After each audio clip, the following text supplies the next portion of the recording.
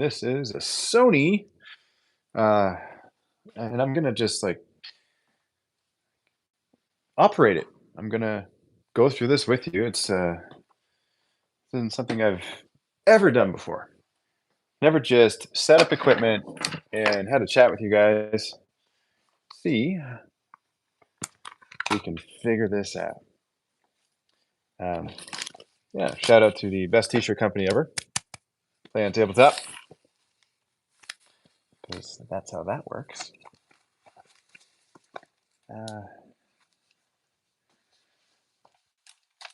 Who do we got here with us? We got anyone with us? Yes, my right painter. Good morning. You say good morning. I say good evening.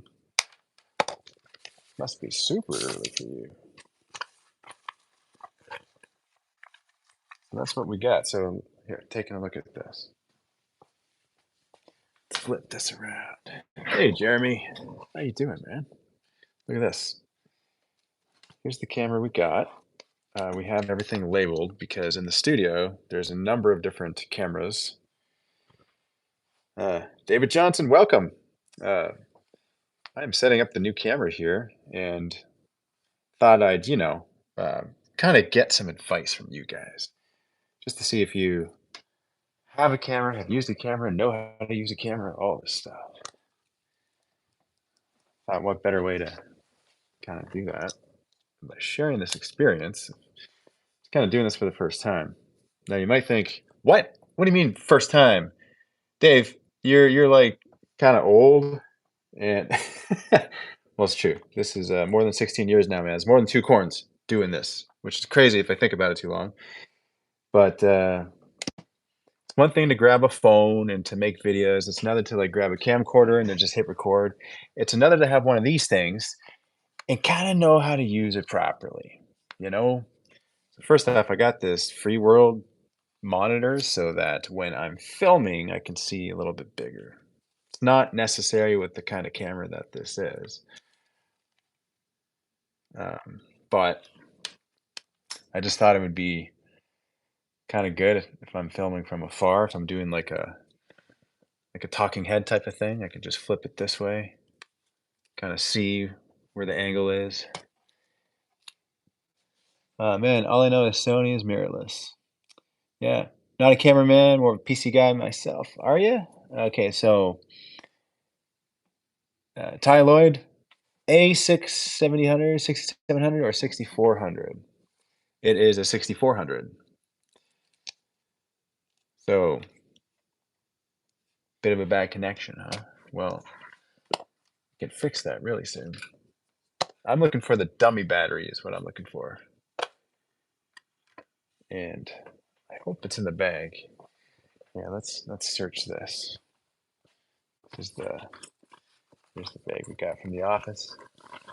From the studio. A bunch of goodies in here. This I'm gonna open up. That's for later. Where you know what? Hold on. Let's try this. Not everything came out of here.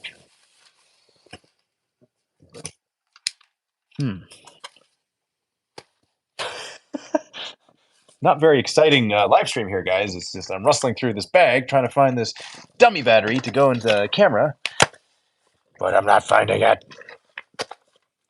There, it might be good if I just take some stuff out. Why is there a pillowcase inside your mic bag here, Dave? And why is your mic not in a proper bag, Dave? Well, that would be because that'd be the good answer. There'd be a logic to that thought process, whereas this is just kind of happening on the fly. There's no plan here, guys. The plan is just to have no plan. To find this dummy battery. Okay, we'll find it. Where is the dummy battery? You've been building systems for a very long time, Jeremy. Can you build a system that would help me find the dummy battery so I can plug it into the camera so I could see how that is? Is this it? This better not be it. Whole time. Okay, so this is This is ridiculous. The whole time I'm trying to like, I was so optimistic that I could get going and do some stuff. Nice last call. Do you need a dummy battery? Some modern Sonys can run off USB power. Uh, well, I do have a battery here, so perhaps what I can do is just turn it on and then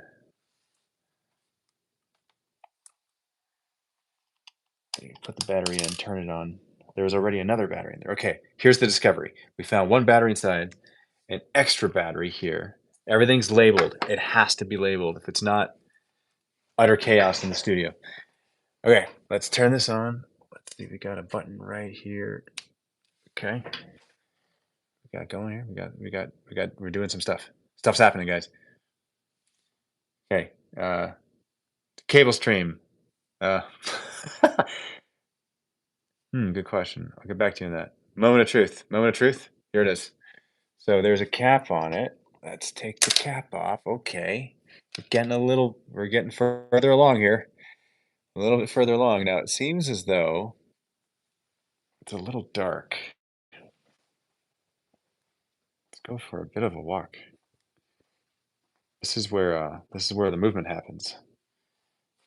This is where it's happening, guys. Okay. My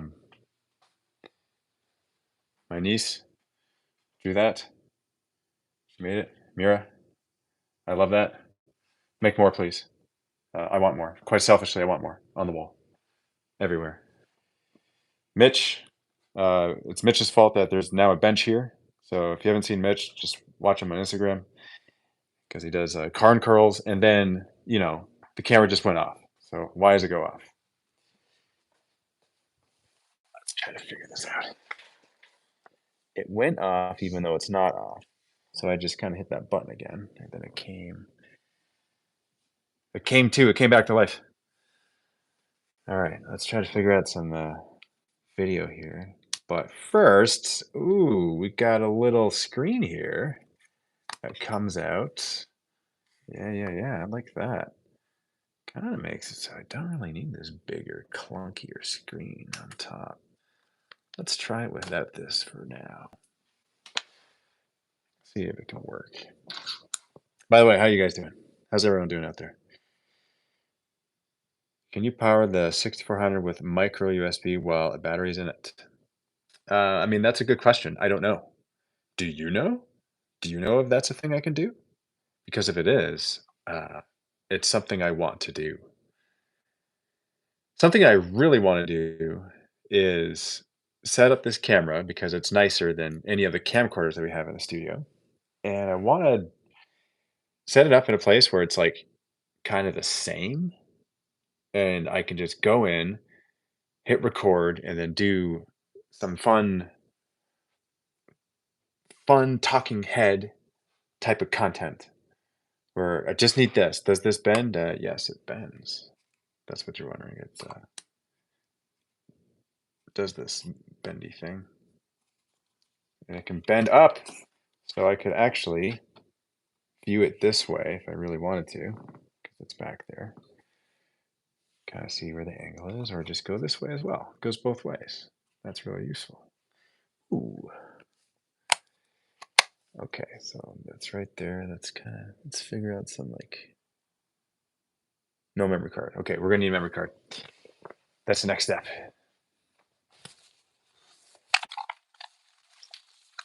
Got some stuff here.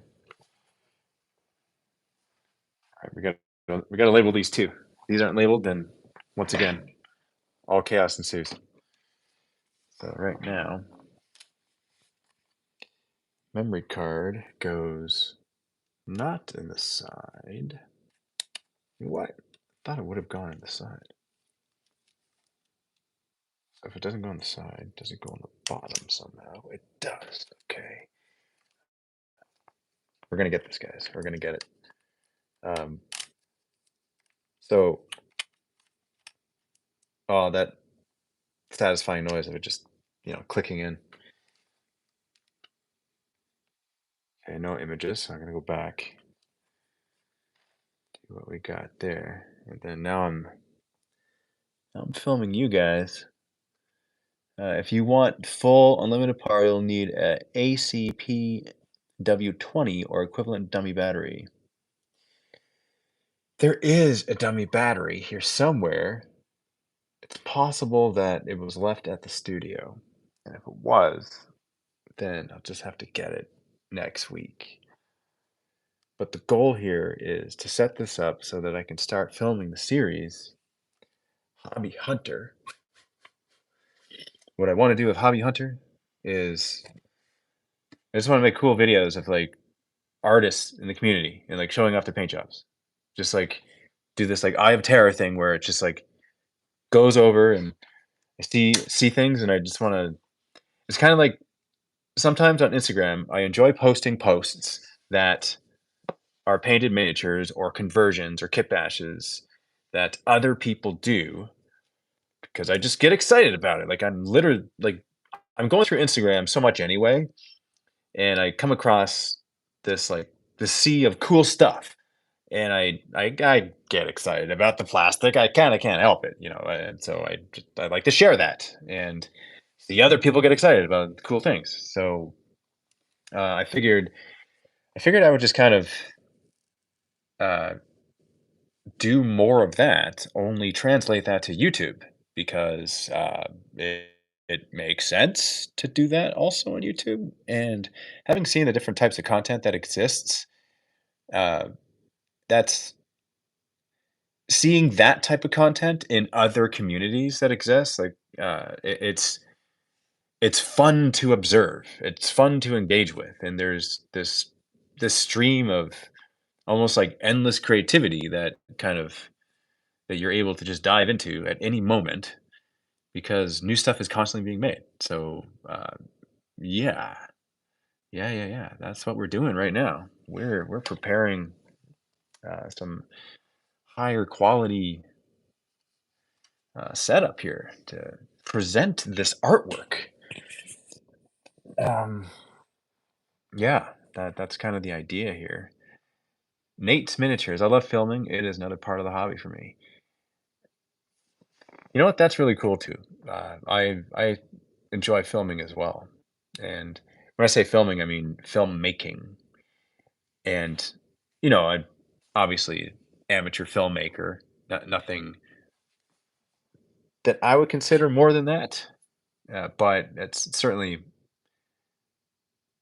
once you get bit with that bug, then the spore minds have just already taken root, and now there's gene stealer cults, and now there's infiltration in society, and you don't know who's who, and then you're just gonna be wanting to do it all day long. So yeah, that's how that works.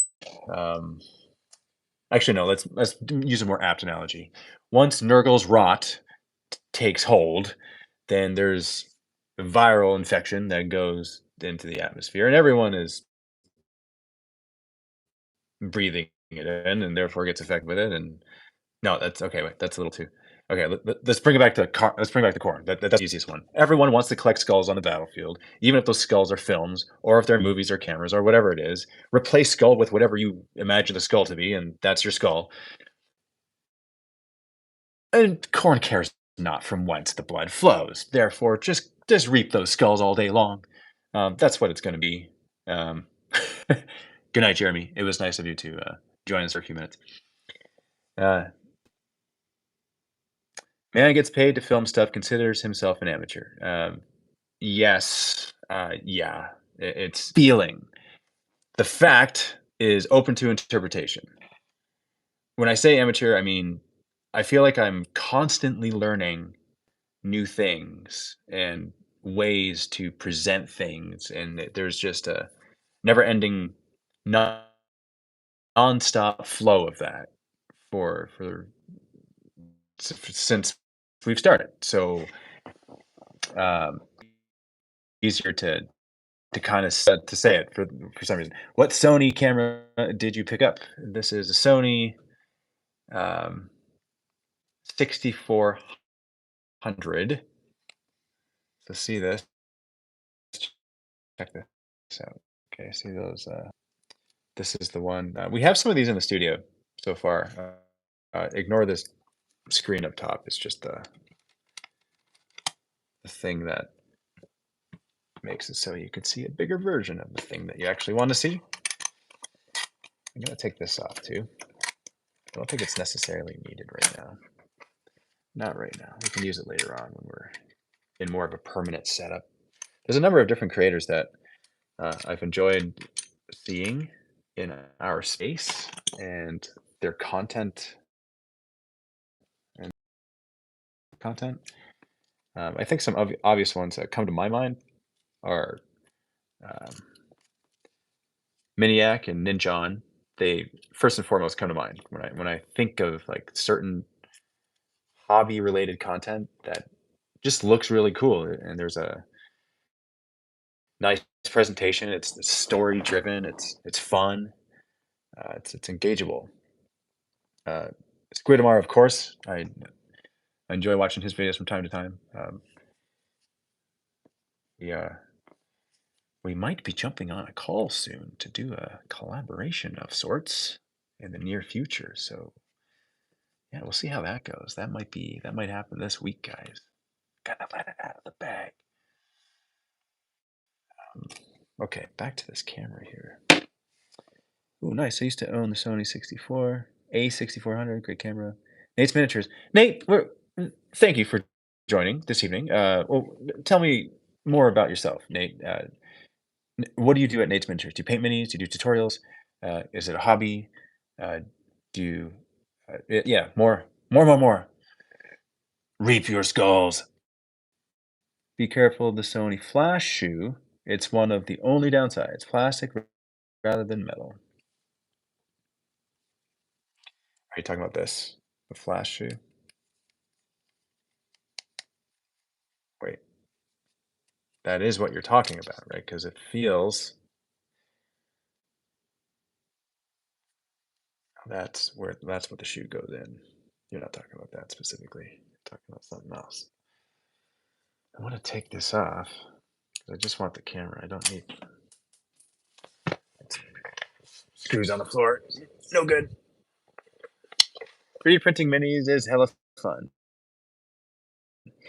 You run out of space pretty quick. Yeah, that's something I've noticed at the studio. Space seems to be in high demand, which when you got the forge running hot, and there's pretty close to 30 3D printers now, which is insane. By the way, guys, we got the store back, and it's the MiniWarGaming Forge. That's super. It's it's super awesome, and thank you for supporting. And for the longest time, we didn't focus on that at all. The first 6 years of Mini Wargaming, we had the store, and every video we'd make, we'd always point to the store. Like, hey, get this green stuff at the store. Get these magnets at the store. Heck, buy these blood angels at the store. Buy these Tyranids on the Mini Wargaming online store. Like every video talked about it. And then since closing it down, no video talked about it because it wasn't a thing anymore. And that happened for 10 years. So now is the time when the store is back and is now fortified, and it is now the Mini Wargaming Forge. And not only do we sell stuff on the store, we make stuff in the forge, which we sell on the store, which is, I can't tell you how much it means from our perspective to have it back up and running, and for it to be a thing that's just it's back. It exists. We're making stuff that we're contributing to tabletop experience by providing products for wargamers all over. And what? It came back around. It came back around, guys. Like, this is time to celebrate. This is very happy that's a thing. Banshun, I remember the video when you closed the store. Yeah, man, it's been so long. Just absolutely crazy. How's life in the USA? Says GK. I live in Canada, so anything that I would say as to how life is in the USA would just be a guess and a general impression. think life is whatever you make it in the USA. See, I'm going to guess that there's a lot of blood and skulls and battlefields, just like everywhere else. So, that's how I think of the world. I think of the world in terms of skulls being collected. So that's my filter. I'm going to apply that no matter what world I'm on, because obviously we're in a dimension where worlds don't apply because we're all okay. Yeah, go back to the camera. Okay, okay. Too much chaos. Back to the camera. Um, yeah, will you do a brick and mortar store like before? I always wanted to visit when you had it. Your location was so close to me. Um, well, we don't have a brick and it's funny because like the front facing store uh, of the mini wargaming bunker is leased by John LaRoe, and so he owns that store. Um, so having a physical brick and mortar store isn't something that we were necessarily keen on wanting again. And uh, because of our, well, first off, there's other stores in the area, and any sort of benefit that a store would offer, another store could also offer that same benefit. But I mean, that's not where my mind goes when I think of ways in which to grow things and to have fun. A store is a very hard thing to do, and any shop owners that are watching this, you can certainly um, appreciate or resonate with what I'm saying because it's not necessarily easy work. There's long hours, and you got to be there a lot, and you got to be on top of product, and you got to make it so uh, uh, you have stock so that you're not uh, always the place that things are out of stock because people will go elsewhere. And then you got to build community and do events and uh, just do demos as well. Like there's so much stuff that's involved. Like there's so much time. So any shop owner, any store owner that I run into, there's there's certainly immense appreciation for the communities that they champion, that they build. And for me, I where I want to build is, I mean, I'm very selfish when it comes to that. I want to build everywhere, which means I want to build in your shop, wherever you are.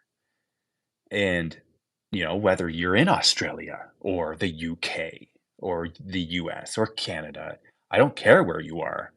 If if I'm visiting you in your area of the world, I want to visit your store because I just love being in a wargaming store, a tabletop store, a gaming store, any store that promotes that sort of in-person tactile experience of playing games and rolling dice and moving miniatures over a tabletop in person. So that's what I want. Um, and uh, I see that in the future. I see a visiting of stores in person, and I see providing miniatures and games and things so that that could help facilitate those experiences. That to me is that's where my mind goes anyway, and I think it's fitting. I feel like it's fitting in my situation. What would you do if you were me? Would you do that? It was a bummer when the store had to close, but the vault was always cool. Damn, Nate, your thumbnails are on point. Uh, Thanks, brother. Oh yeah. Uh, Build a shop in Japan, Dave. I'm from the UK, but Japan is a gaming desert pretty much. Interesting. That's I've never been to that side of the world. But perhaps Tack, who, gave me this shirt, he could take me there one day and then I'll ask him a bunch of questions. Still in the figuring basic video and editing stuff out stage, but my niche is always slightly different with starships and stuff. Uh, so are you talking about uh, just making content and posting it? Is that what you're talking about? Editing and filming is the beast of its own. Nate's miniatures. Yes, I can absolutely agree with that and attest to that. And like I said, having having been creating content for 16 years, it is. I could tell you that it comes in waves. It can anyway. It. You know what? What I'll say, I'll just speak to my own experience when it comes to that, because I can't speak to anything else. For me, it comes in waves. It's not a thing that it's because I've tried it. I've tried it doing it consistently, having a schedule of making videos all the time. And that's when there is major burnout, because that's just how my brain works. If I do the same things over and over, I go crazy. So even more so. So I want to go crazy, the kind of crazy I want to go, not the way in which I'm being pushed to go. Uh, and so I had to do other things to for the channel in order to continue doing things for the channel, which is why uh, trying new things, doing new things. If you're are you just starting out, Pulse Fire Gaming? Are you just starting out making content? Bancho, did you see Sora AI, Google's video AI? It's going to affect you guys at some time, I think. Are you? Yeah, I'm certainly looking at a lot of the AI stuff, and I have thoughts on that. I have thoughts on those things, which we can go into just in a moment. But I want to talk about Pulsefire Gaming just for a moment.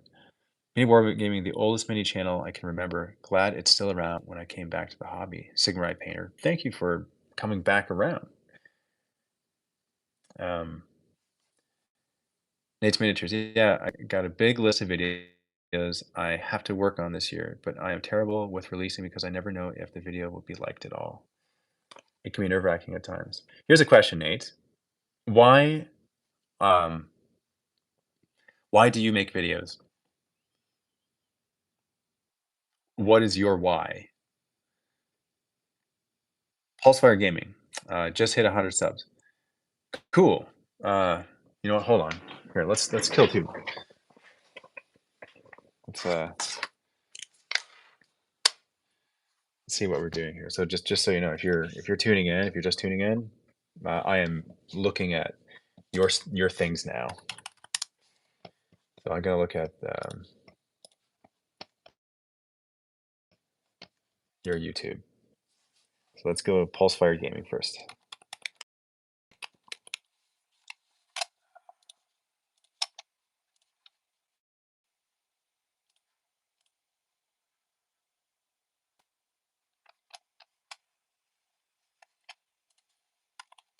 Pulsefire Gaming.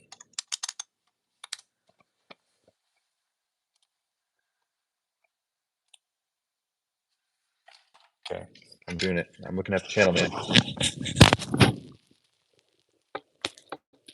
I'm looking it up. I'm seeing what you're doing. Because, you know, the eye terror sees all.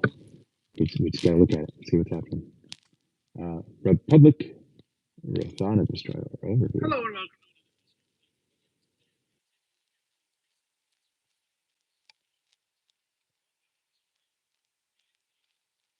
13 days ago. 8 comments. Because, you know what? Hearing this makes me happy. Hearing music in the background is hearing you talk about just this project that you're working on. That's pure joy. Yeah, thank you for the warm fuzzies. This is a hobby project, just showing off what you're doing. I love this stuff. That's to me. This is why hobbyists engage online. Is they look around at this stuff and they hop around from things and they see what other people are up to. Yeah, yeah. This is cool. Let me see what else you're doing. And you got a lot of this. So you're into Star Wars. And what's this? Is that also okay? Here, question. You want to make a Star Wars or Starship Gaming? Just Starship Gaming in general. Just you want to grow that community, see what it's all about. or to like make more videos and just more content on it? Is that what you want to do? Andrew, howdy, Dave. Your videos keep me painting. Awesome, Andrew. Awesome to hear that. Here's a question for you: do you have any Ravaged Star minis? Because what I was thinking is doing a paint along where I just open up a box and start painting units and be like, hey guys, yeah, you want to paint some minis? Let's just paint some minis. Let's just hang out and paint some minis. I think that would be fun to do. And do like I would say like a weekly hobby session.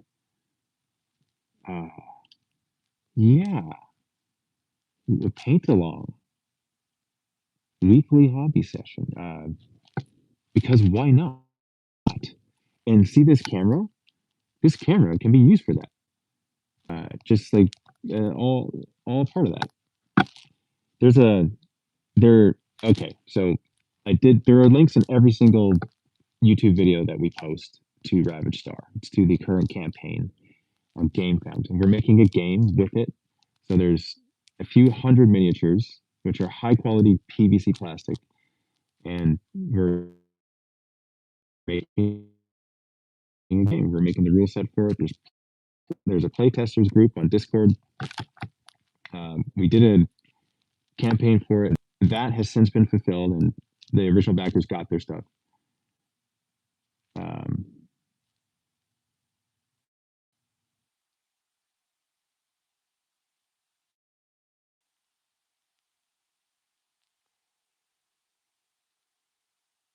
Thank you, moderator, for handling that. Yeah, this is a. I don't know about you guys, but if you're tuning into this right now, this live stream, and you're expecting anything else other than the discussion of plastic, then we need to know where we are and what we're doing. So.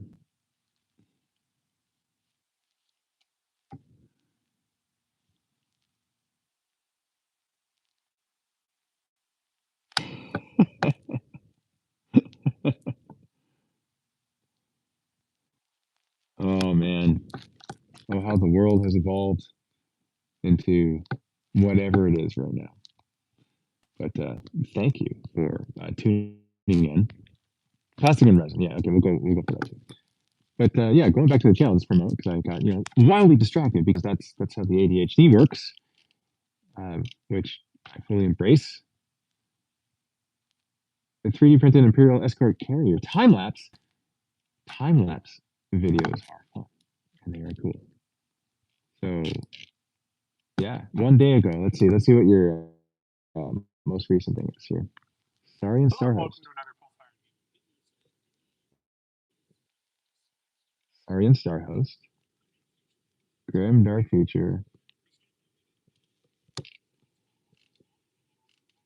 Cool. Talking about Army Forge, Army Builder. See, this is cool. This to me sounds more like it's a conversation where you're just kind of making stuff and sharing stuff, and ah, and it's super nostalgic for me too to kind of see this type of content where you're. I get the impression anyway that you're able to post stuff. There's no hesitation to post things. Have you found there to be any sort of obstacles to that, or are you finding it easy to be able to make content and post it? Hey, Jason, Jake, Dog, how you doing? Been a while.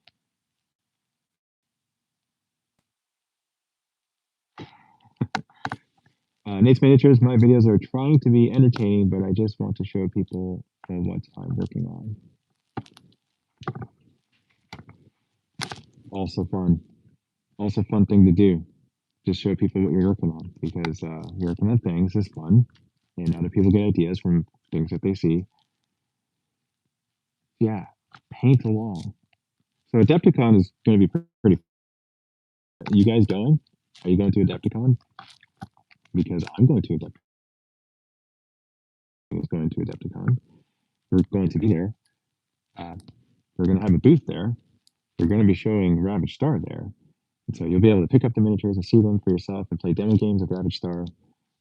It's going to be awesome. It's going to be wild. So when you come to Adepticon and you are there, come see us. Look for the green die cube and play some Ravaged Star. Come and talk. Take some pictures. Have fun. Hang out. That's what we look forward to. Hey, Ghost X, how are you doing? Good to have you here with us this evening. Jason Jacob, man. Right back at you.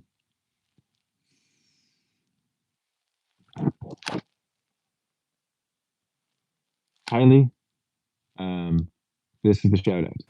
Hi, Kylie. How are you? Thank you for joining the stream. We were talking about just kind of randoms. New RPG soon in the new area, blue color heresy style. Well, that would be something that I would probably talk to Matt about because he's the RPG, the resident RPG. He got me into RPGs when I was a kid. I would definitely be a character in an RPG, but game mastering it is much harder. Certex, hey Dave, meeting you at Red Camps with Brent from Goobertown when you came to Philly was awesome. How you doing? Doing well. Good to hear from you again. That was pretty cool. Going to Philly for the first time. Okay, here's a question for you. Why do you guys go to your gaming clubs? Do you go to your gaming clubs? Do you have a gaming club that you go to? Do you hobby from home or from your gaming club or both? Just curious. This is kind of going back to that. I want to be able to just have fun in every store, and I think the best way of doing that is to make a game that could potentially end up in every store. That makes the most sense to me. Ghost X Dave, do you think I have a 1 million point Tyranid army? Well, I certainly hope you have a 1 million point Tyranid. I hope it, because then you know that it could come to the bunker and that let's make some let's make some together at the bunker, because you know you don't see that many bugs all on one table all at one time all the time. It's rare that happens. Don't go out much. I mainly hobby from home. I feel out of place in a gaming club. Nate's Miniatures. That's a common feeling, man. You know, that is definitely common. So there have been times that I felt that as well. And I think it's like usually, you know, when you go to a club, you go there to meet up. You meet up with someone. Isn't that right? Perhaps that could be the reason, like you're going with a friend. So it's certainly, if you don't know anyone at the club, it makes that harder. Yeah. So far, my house is the hobby spot. I provide the minis and get players to the table in my local group. Fired game. That's awesome. That's really cool. What is death to you? Oh, okay. Are we going there tonight? Are we going to? Are we going to visit the Infinite Void? Are we going? Are we going beyond the veil? Is that where you guys want to go? I'll go anywhere. I'll go anywhere with you if that's where you want to go. I'll gladly do that.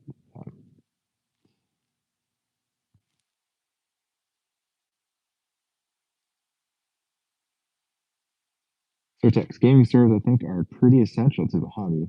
I think half of hobbyists own terrain and play with friends, and the other half owns minis but only goes to gaming stores. I wonder how much truth there is to that, because it feels, yeah, that feels pretty accurate, doesn't it? Yeah, that's accurate. What's your area? What's your gaming area? Curious now. Jake Dog, Jason Jake Dog. I think store games need a cafe, and games should be shortish, maybe hour long, easy to pick up and travel with. Having cafe helps so people can have meals there. Games like Underworlds, I think. Style for regular game night events is perfect. Yeah, that's a good kind of like Zombicide. Zombicide is a good example of that, I found, because you could play in an evening. You can dial it if you want, depending on the mission that you're playing. It's not overly long. You could choose to hobby as well. You could paint those miniatures or not. Either case, it doesn't necessarily take away from the game experience. By the way, Dave, how come your personal YouTube channel was taken down so quickly? That was an experiment that I learned much from. So that one had to come down because of some very valuable information that I came across. Um, just notice your play on a t-shirt company. Yes, yeah, I love this. One of my favorites. That along with Uncle Adam's. For me growing up, people around me were not into wargaming, so I used to work in car assembly factories undercover.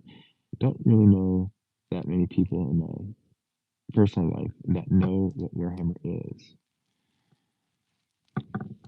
Yeah, yeah. Here, it's similar. That's definitely a similar experience. Brown, save your beard, please. Not sure what the context is there, but Ron Burgundy, your comment. So, you a gamer? Yes, I would say yes to being a gamer. Jason, gotta go. Have a great night, David. Love you, bro. Love you too, man. Thanks for stopping by. Have a good rest.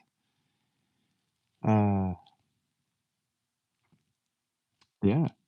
Sorry, Dave. Uh, I don't have 1 million point Tyranid army. I have about 1,000 point Tyranid army. Well, no apologies needed there. That's more, more bugs than you had before you started. I don't know what to say here. Would you just come to the bunker so that we can so that there can be some war leaders cloning carrier as Tyranids are running into the fray? That sounds like a better solution to the conversation. So I guess having my own YouTube channel about 3D printing is my way of joining the community in a way. Absolutely. You know what? I will echo that sentiment and say yes, absolutely. That's a way of connecting to the community because the community isn't always in person. The community is very much online and it's everywhere. Your community is anywhere that you're interacting in any form, whether it's online or in person or a combination of both, or only on a certain platform, or only in a certain Discord group, or wherever it happens to be, that's your community. And you have multiple communities. And if you have your own channel and you're posting stuff on it, that's a community that exists on your channel, which is awesome. That's a thing. That's really cool. I think a lot of times, uh, well, okay, again, this is just from my perspective. When one makes content and they post of themselves on their channel, no matter the reason for it, no matter the intent behind it, a community is cultivated just naturally because we want to tune into things and there's certain things that we enjoy tuning into and seeing more of and we get influenced over it. So I think that's really neat that really anyone can do that. Anyone can create their own community even if they don't have a community in person, they can create a community online. And in our day and age, that's so prevalent, so common for that to be a thing. And I think that's why conventions are amazing, because that online community that's cultivated, you get to potently experience the firsthand in-person version of that all at once. And it's incredible. So that's why I recommend like Adepticon or Nova Open. I've been to LVO a couple times, and so that was fun going to Vegas. Gen Con I've been once many years ago. This past year I went to the UK Games Expo, which I'll be going again this year, because conventions are fun, or at least they can be. Could be your biggest nightmare too if you're not really comfortable with that many people, because there's a sea of people, and that is a consideration as well. So I recommend it. Can you shave your beard? I mean, no. That's the truth. I just don't want to do it. Yeah, old and set in my ways here, man.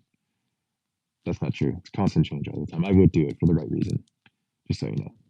So I guess, yeah.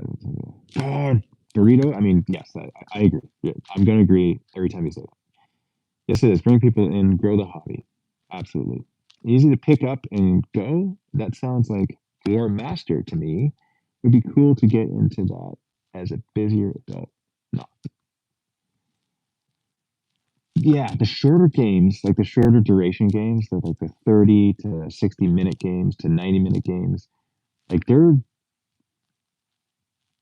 on the rise. They're becoming more common, specifically in the tabletop gaming scenes. And it's been on the rise for many years. And it's really cool to see the variety. And I think that is a logical extension to the stuff that we are working on currently. Because right now we're developing a miniature tabletop war game. It's just a matter of time before we have a skirmish game as well, and like a mini player, one player, mini player game, like a 20 to 30-minute game. All this stuff. Because why not? We're here, guys. We can do this. We are doing it. We've already started, and now it's a train. And once this train is going, there's a lot of moving parts. And trying to stop that train is like, why are you trying to stop it? It's it's full steam ahead now. You know, get on for the ride. It's going to be fun, and we're going all over. How punishing is heresy for just running what looks cool?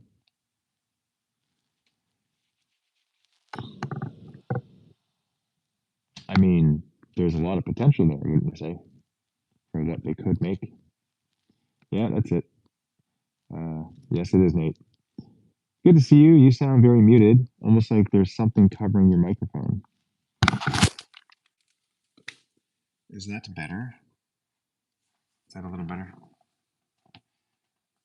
Because I think this is, should be where the thing's coming. Okay, awesome, much better.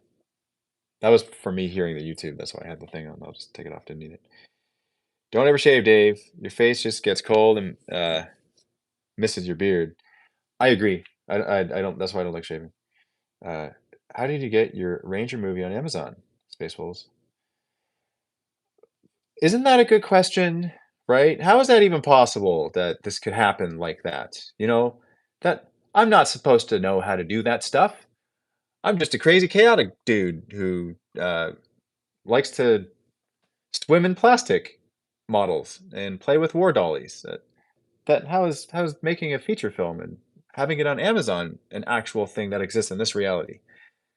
Uh, sometimes I think about that, and it is a little surreal, if I'm being honest. But What I will say is this: it's possible, because if it isn't, that is some grand illusion that is happening that I'm a part of. Falsified Gaming, uh, have a good night. Thank you for joining us. Weren't you on a Horus Heresy cover? Not the last time I checked. I'm not sure. Much better. Oh my god. Yes. Okay. Way better. Awesome. Clear. Much better. Thoughts on the wave of popular IPs creating tabletop war games? So many popular franchises are making war games now. I think it's awesome, but also could be a problem for oversaturation of the hobby. Well, things come in waves. So if there is an oversaturation of popular IP games being made into tabletop games, such as like Game of Thrones and let's say, the Witcher, heck, even if there was a really good Harry Potter game that existed, that was like the Harry Potter game that you would think of when you think of tabletop Harry Potter, which would be really cool if it was some sort of campaign system where, you collect charms and you learn spells and you can, fight in groups of, heck, there's so many different factions that exist in that universe. That could be really fun. And the miniatures, don't like, not to mention like the really cool minis that you'd be able to make, and not just like paint, but you can actually convert a lot because of the magic. You would just be like, yeah, we used the spell and we made this new thing, and so you can kind of make anything work within that universe. To engage in a really amazing Harry Potter tabletop is, I think, a natural extension to what is probably going to end up happening anyway. So the first person who thinks of it and does it executes that properly in a way that's engageable to not just the existing fan base, but the fan base who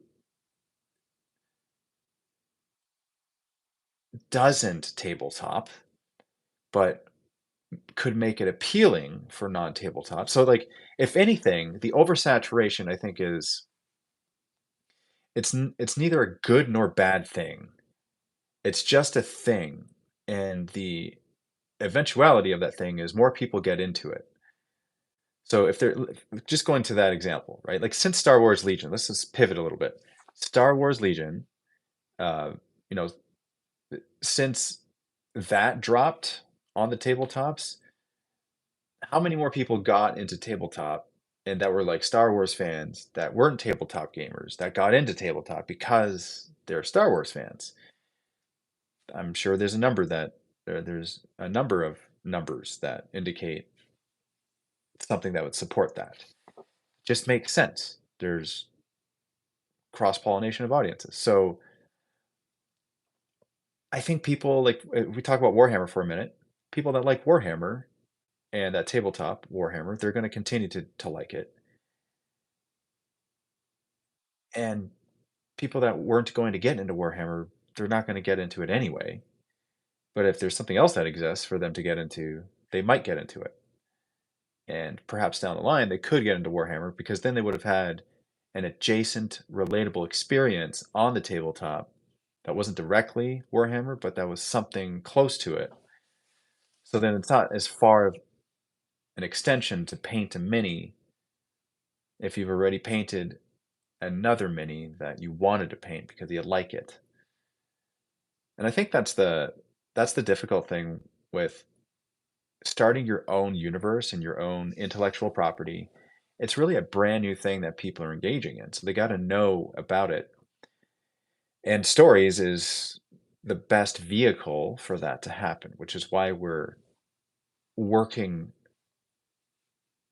at developing the stories of Ravaged Star so that you and the community and people that are new, they can engage and learn about the characters, learn about the stories, learn about why battles are happening, and get excited for it. And when we release the comic book, it'll be fun because it's a comic book that exists for it, and we're doing all these things right now.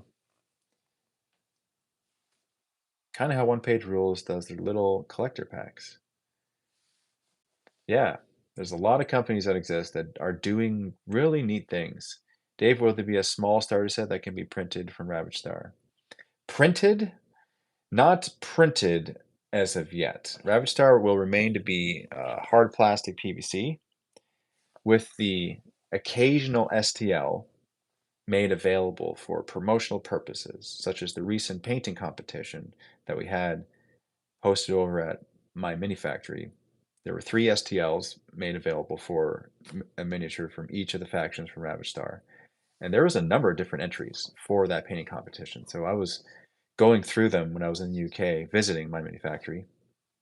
We were going through the entries and looking at the art, some of the dioramas, a lot of the paint jobs, and it was just so cool seeing that. So stuff like that makes sense because it just helps to it engages with the community, it helps to build community, and it makes reasons for people to engage in the hobby. Um, and it's effective for us because we're not a massive company that's able to just spend millions on advertising. We could make STLs available in limited quantities to help just get the word out for the game and give people a chance to see the miniatures before they get into the game, which is being developed right now as we speak. That's fair. I did pick up those 3 free STLs. I still need to print off. Yeah, yeah. And it's exciting to see where the future is here. The future is there's so much movement all the time with so many things. It's just a matter of picking one thing and moving forward with it, I think, or picking just a few things. Dave, when and where is Adepticon going to be? Schaumburg, Illinois. When? That would be a Google search. You could probably find it faster than I would, but there's an exact date to that which is blocked off right now. You know what? Now I gotta know. Okay, so I'll look it up. Adepticon 2024. Let's see what the dates are here.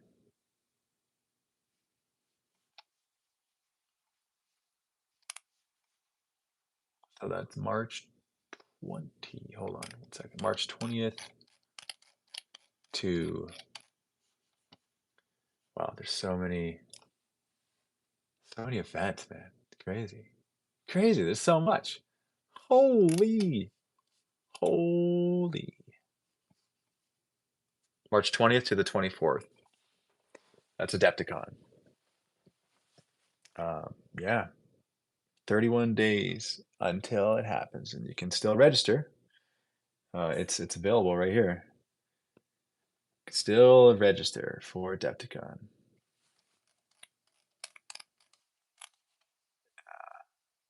Event info, hobby seminars. Yeah, so much that you know happens here. Look at all the people doing things here, right? Sergio is gonna be there. Falbion, awesome. Marco Frazzoni. So I'm just naming off some people that I see, that I recognize.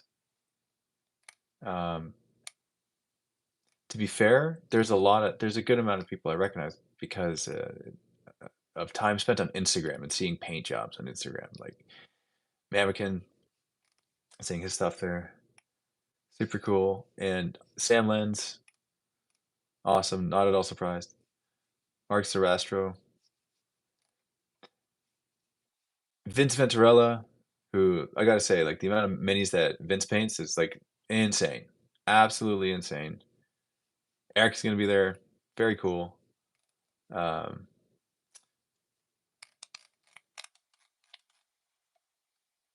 N3 Studios, very cool, awesome. Sarah Hall, saw her paint jobs. before. They were just mind blowing, like just insane, like very cool. Fort Wapple, man, some instructors, really cool. I love how there's a whole community here. Anyway, I'm just kind of like scrolling around, kind of aimlessly here. Good t-shirt company there. Yeah. Yes, they are. Plan Tabletop is the best t-shirt company ever. I recommend getting their merch. Maybe one day they'll allow me to sell some of to like a mini wargaming shirt on there. Would you buy a mini wargaming shirt on the Plan Tabletop merch store?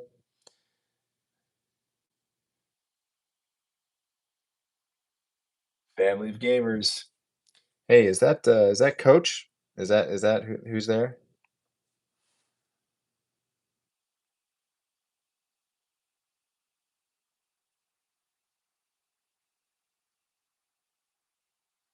Yep, that's what you make me do. You're typing that stuff. Gotta. All right. All right, Coach. It's gonna be awesome seeing you there. It's very nostalgic whenever I see you, by the way.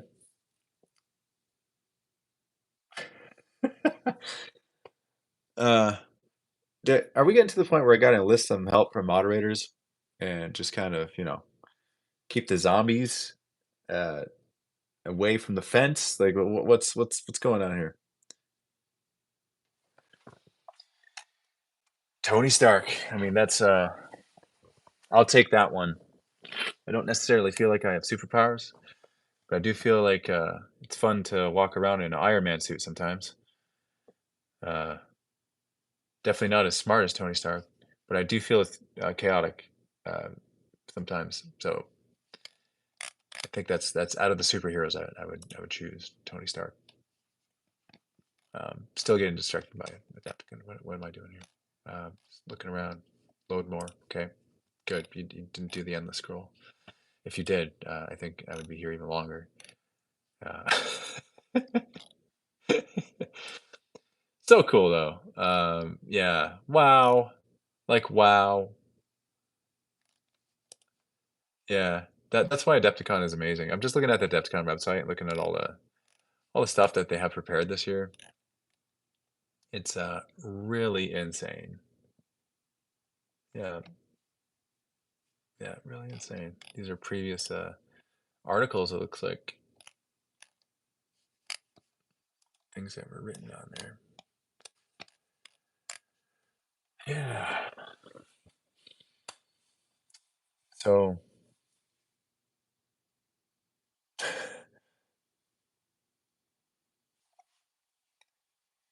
Dave, guess when do you think my birthday is? It's August 8th because Corn wants it. That's my guess.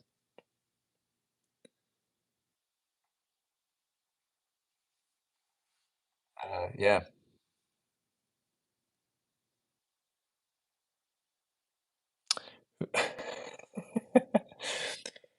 Is this what YouTube is? Is there just a whole bunch of like randomness? And say this. Make me say this. Um, dance monkey dance. Is that what it's devolved into, guys? March 5th. Oh, okay. March 5th is your, well, it's a happy early birthday because that will happen soon. Um, so everything is random. You know what? Yeah, I agree with that, Sigmarite Painter. Everything is. Oh, by the way, Sigmarite Painter, if you ever came to the bunker, you're coming to your second home. Would love to have you one day and to do some eye of terroring and looking at different artists and featuring them on Hobby Hunter with you specifically because that you do this too. That's what you do. I see what you do on the everything that you do on the instas and the shouting of peoples and their cool stuff. So thank you for that. Um, yeah, you are a champion.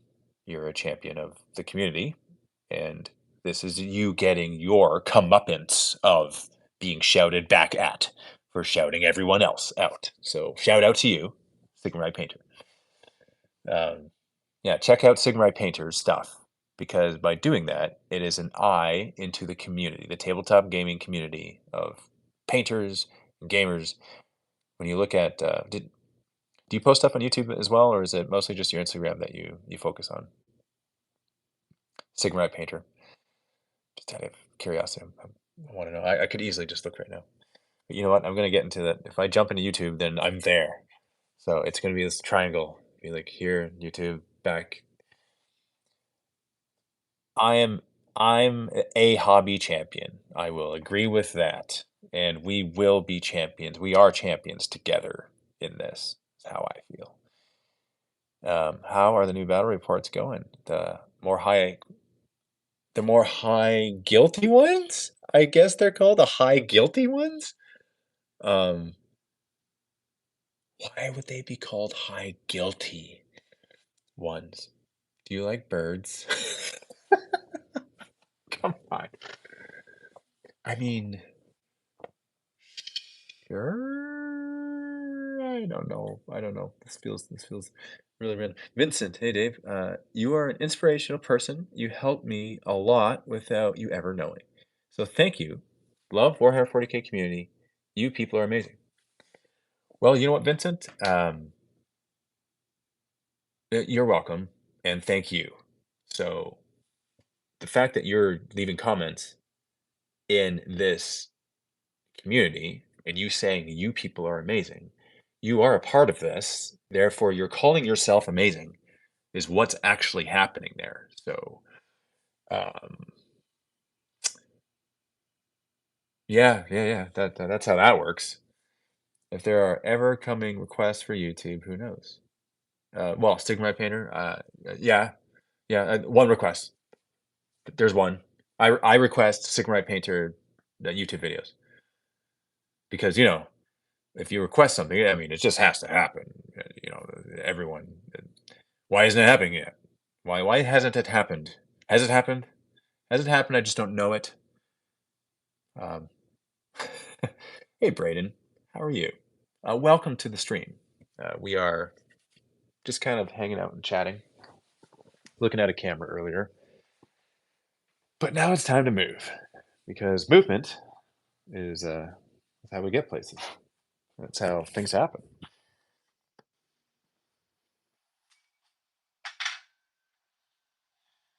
But yeah, can you draw a cat? My favorite black cat died. Bones. Sorry to hear that, man. Can I draw a cat? I mean, I could draw a cat. Do you honestly want me to draw a cat? Is that what you just asked me to do? Or you just said, can you draw a cat? You didn't say, Dave, would you draw a cat? Draw a cat, Dave. You're not saying that, so therefore I'm not going to draw a cat.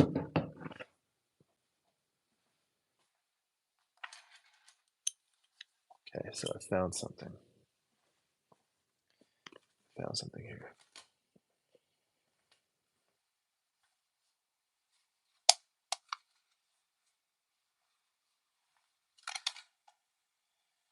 Hi, Dave. Enjoyed Old World Battle Reports. Thank you, Coleman R. It's been fun to play again, you know? Yeah, been a lot of fun. Evening all. Thoughts. Evening back to you. Amala, Nikki, or Cardi? Are we going to get into that type of stuff? Are you guys going to talk about non-plastic things here? Well, I'd like you, if you could. What did you ask me now? See, now it's a 5-second memory. Like you're going to have to repeat what you asked because so many distractions everywhere. Dave, if you ever find entertainment as a profession inadequate or insufficient, Dave, do you ever find entertainment as a profession inadequate or insufficient? Ooh, okay, yeah, let's dive into that right now. So you're talking about the profession of entertaining, meaning, are you talking specifically in my case as an entertainer? Um, and therefore, do I ever find it inadequate or insufficient? In what regard? When you say inadequate, what do you mean by that? Do you mean monetarily inadequate? Do you mean emotionally inadequate? Well, specifically, what are you asking me there? Uh, Amala, did you like that response? To draw a cat. Oh, yes. Bones, do you want me to draw a cat for you? I'll draw a cat for you, man. Okay, I'm just gonna do it. Yar Dave, your early bat reps on YouTube helped me take the leap into wargaming. It's been one of my passions for 12 years now. That is so cool to hear. I love hearing that. Uh, it's every time it's like just like wow, every time. So thanks for telling me that. It blows my mind every time. By the way, when I hear stuff like that, I just think it's cool. It's all about making the things. You know what I'm gonna do? Good old fashioned construct. Look at this. Okay, here we are in the workroom, and there just happens to be a box here. And I kid you not, I've never noticed this box in my house before. Like a bunch of books in here. Okay, series of unfortunate events. Look at that. Okay, this is right here. And then I just got this construction paper because it's going to draw a cat. Now, there happens to be a cat right here. So the question is, do I draw this? Yeah, I do. Because I think that's one of those cases, Bones, where it's just kind of meant to be. So, yeah. Let's do it. Bones, this is for you. Okay. Here, you know what? No, let's get it better. Let's get a Sharpie. Okay, let's make this a little more. It doesn't look like a very good Sharpie, but that'll remain to be seen. It's better than what was there because you can at least see what I'm doing.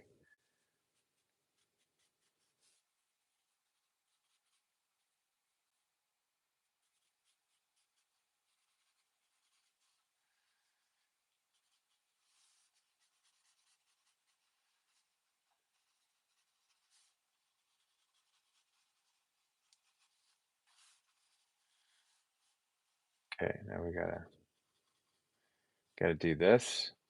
It's for you, Bones. Okay, for you, man. That's a little bigger.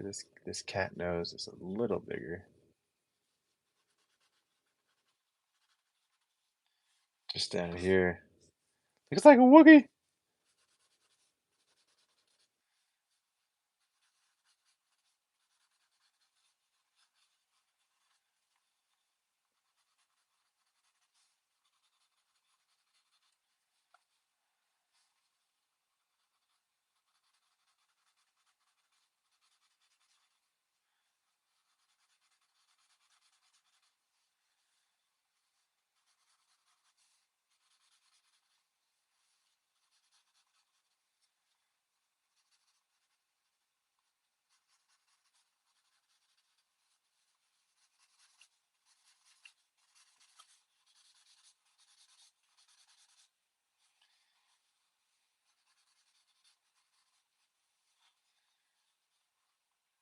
Uh,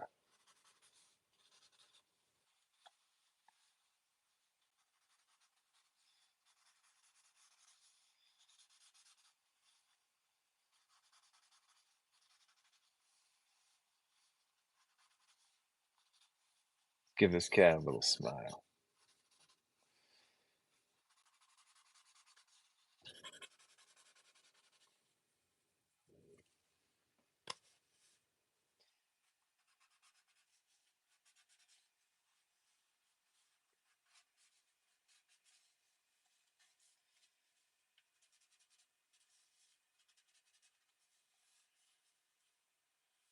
Yeah, definitely follower of corn. This cat is a follower of corn. You know what? You know what? We're just gonna let's give the cat a little. Let's cornify the cat. Okay. I mean that's just where our minds are going anyway. I think we just have to embrace the fact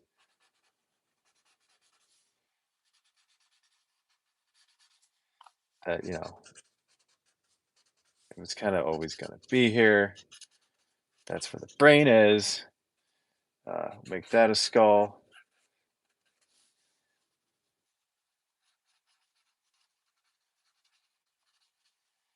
Yes, you wanted the cat. This is the cat. I'm giving you Bones. Okay, the fact that your name is Bones, even better.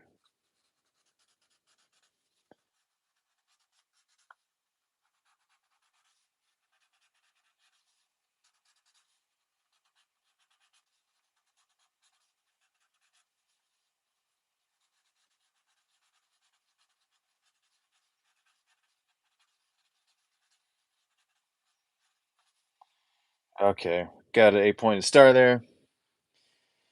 Yeah, new Rapid Star faction. Well,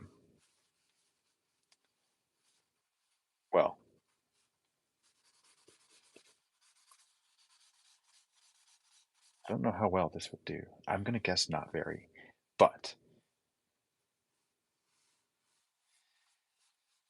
here, let's see. You know what? You know what? Now you got me thinking about the armor, and he's gonna like have some, this Sharpie sucks. I really want to. Dang, I wanna get this one better. This is like glued on. That one's dying too. Okay, on a mission. On a mission. Gonna find some stuff here. Ooh, got some blue.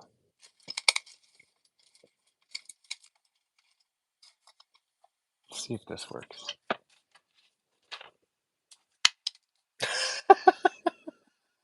Come on. Oh my goodness. This is like, you know what? Whoever used this last deserves the.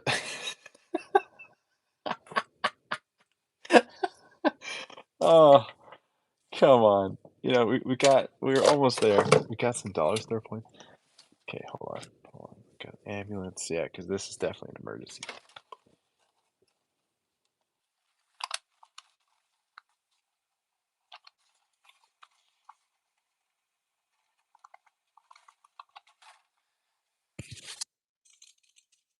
Where is it? Looking for any pencil.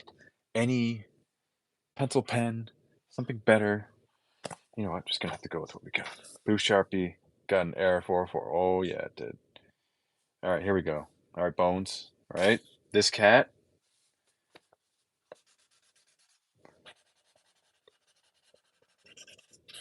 is basically metal bones.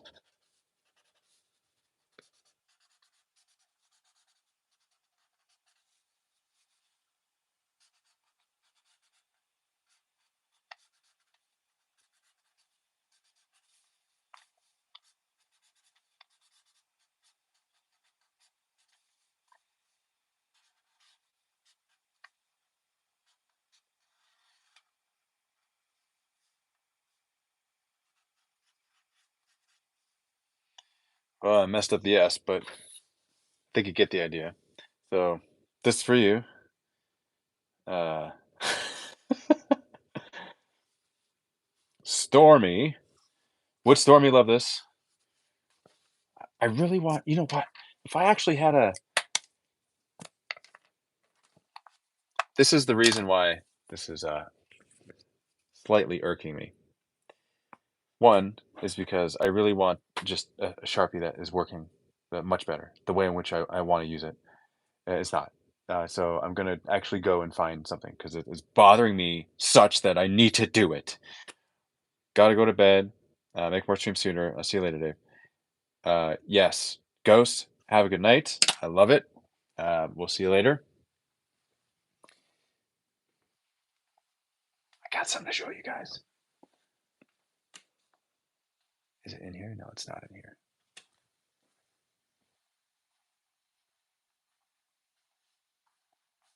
Where is it? You know what? I'm going to be looking at that.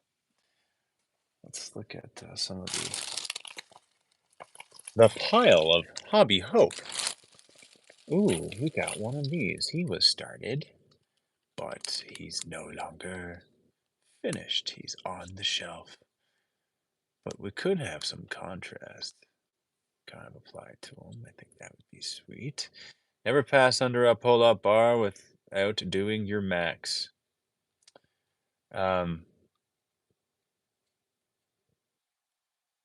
Well, I just Ron Burgundy that comment. So yes. Okay. Where's the other arm? Where's the other arm? It's in the box somewhere. Where's the other arm of this? Also in the box somewhere. This looks like it was like chucked here. All this stuff. Berserkers! Here we go. Oh, they're Berserker models.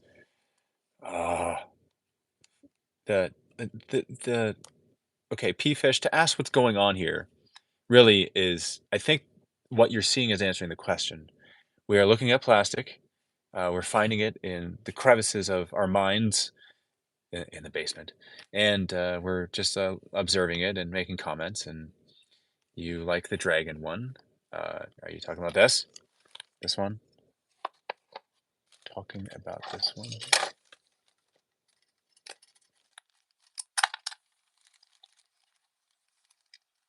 Yeah, that's pretty cool. I like that one too. Ooh, yeah, here's another one. Some of my favorite minis, man. I mean, that's very easily a checkmate. One of my favorite minis. I really like this mini too. This is a Gorkog Flesh Seeker. It's one of our new ones for Ravaged Star. Same with this Oathborn, actually, right here. So take a look at this. The reason why Matt and I didn't do a game on Friday is because this Oathborn is still being painted up. Here we go. Here's his arm. So this just needs to be glued back. Now this is a 3D print, so it's not going to be how it's going to come from the factory. So that's just kind of goes up there.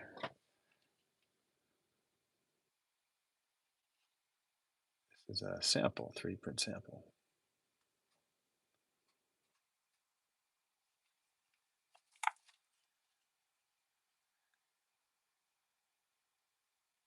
Not enough gas. Looks crisp. Hello, first MW stream of mine. So what's popping right now? This is legit just late at night. I'm kind of, to be fair, couldn't really sleep, so wanted a little bit of company. So if you're tuning in and we're talking about stuff and we're just having a kind of an open conversation about things, that's what's going on right now. We were in this workshop and we were looking at some stuff, and I saw a comment and someone asked me to show some Ravaged Star minis. So I think I will do that, interspliced with whatever else you want this stream to be. So here, I got the Veil Touch War Pack here. This is all impromptu, by the way. Oh, Bones, this is your gift. Okay, if you email support@miniwargaming.com and you say and you provide your name and your shipping address, then I'll send this picture to you. Okay, so it's really, you know what? I don't know. I think that's a bad idea.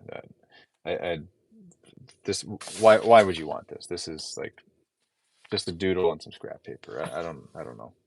You know, it's up to you. If you want it, I'll do that.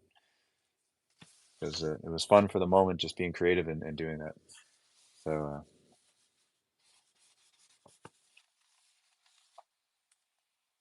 but I do want to get like a better one and like do more stuff. Whoa, budgies! Yeah, nice of you to join us, brother. You have a question? Okay, I have an answer. Go. If you were a triangle, you will be a cute one. What's going on here, guys? What are we deviating from the plastic again? I thought we're. What statue do you think? Next Banksy? The next Banksy? Hold on one second. Are you referring to trolls? Because if you are, I mean, that's like, that's near and dear to my heart, man. Don't be emotionally checkmating me like that. I appreciate that the beams in your basement ceiling are solid wood and not particle board. Why would they be particle board? Yeah. You know what? I want to show this off because it's fun. Leo Workstation. This is a shout out to Leo Workstation on Instagram. I got this um, from him. When was it? A couple years ago. But it's just super super fun. The World Eaters one is at the studio. So can you guys still hear me? Is this a good? You know what? Would you buy a T-shirt from a T-shirt company that advertised it like this, that had a helmet on their web? If this was on their website, would you be like, yes, I want that one? Because I think I would get a helmet if I saw this. I think it would kind of stand out amongst other things.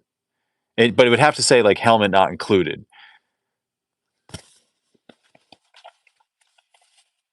Stuff like this fun, man. Like I kind of want to learn how to make this and just make them.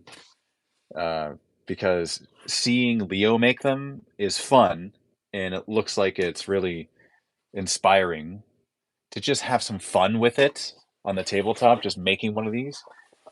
So, anyway, I'm not gonna lie, your body looks way too small compared to the head. Well, yes, as it should be, because if I was a space marine,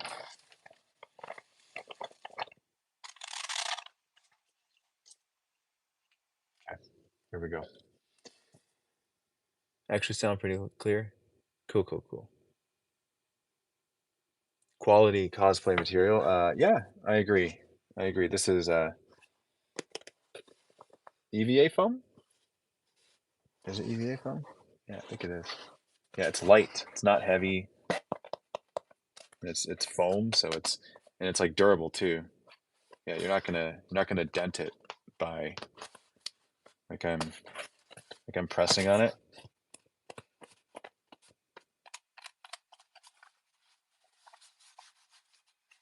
Yeah, good durability.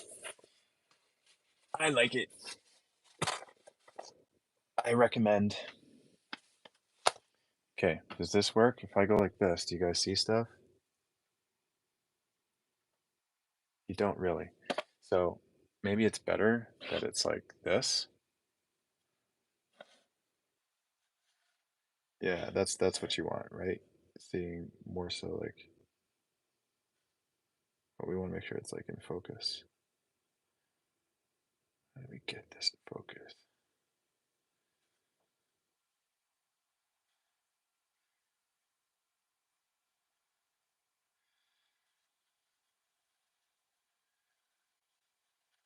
Hey Dave, would you press the button? Are you ready? Press the button for what? What are you talking about? Explain to me what you're talking about, and then maybe I can give you an answer on it. This might be. Would you look at that?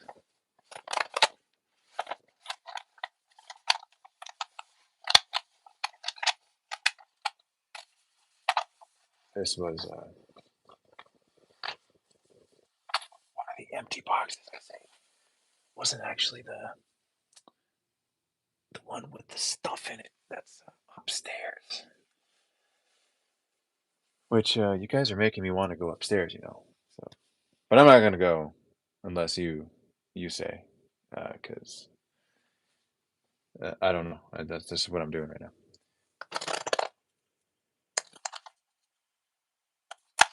More minis. So many minis everywhere. Minis all the time.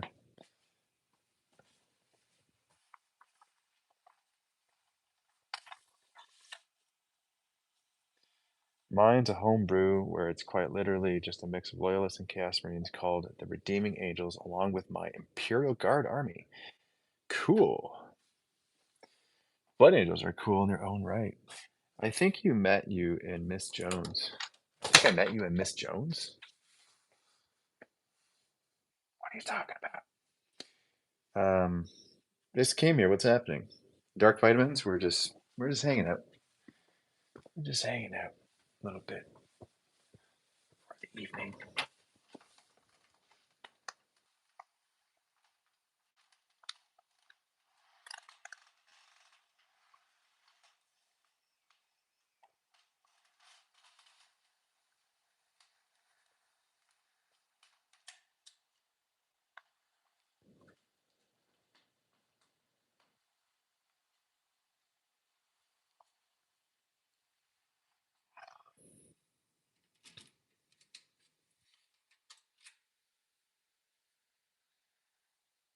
Okay. I think this is what you want to see. You want to see.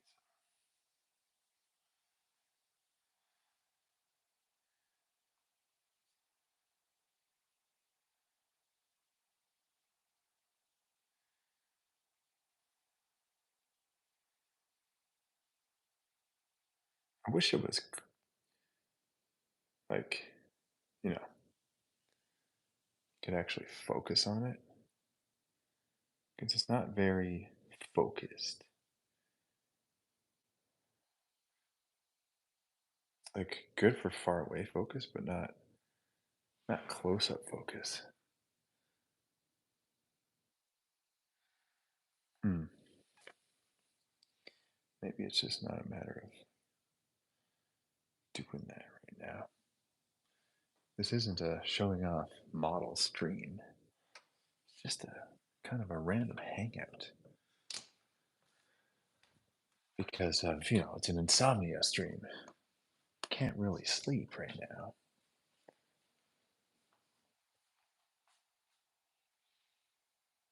Ooh, banana bread.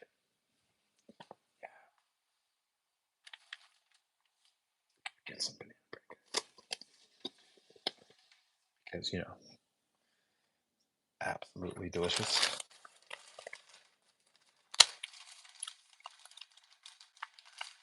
I am sharing this brick of banana bread with you right now. Does that sound good? If you guys were here, which you are, let's face it, you're here right now with me. You would be having banana bread, which means you are having banana bread. So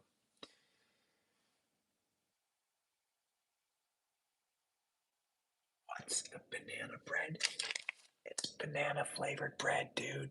It is so good. So good.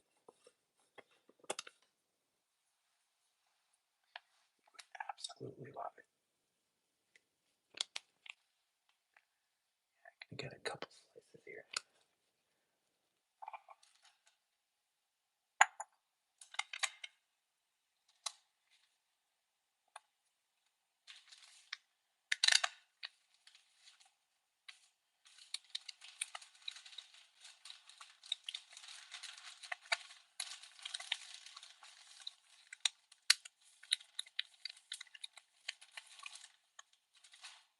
I agree with that. More budgies.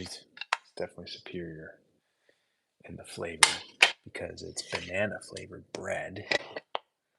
Like it's hard to go wrong.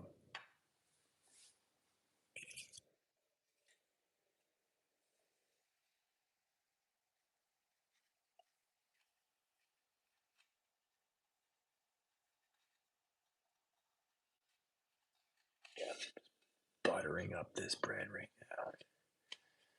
We're just hanging out, guys. Thanks for hanging out. It's been a good busy week. It's been a lot of fun things.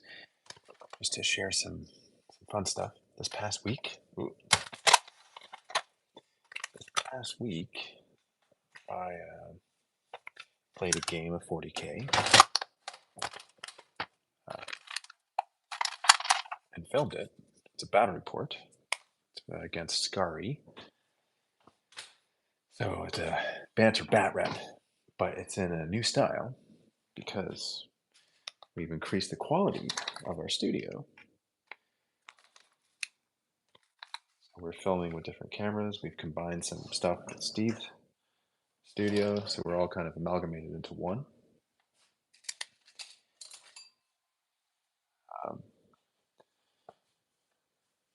When it comes to the games anyway, and what we're filming. Very excited to have done that. Wanted to do it for years. But it was just a matter of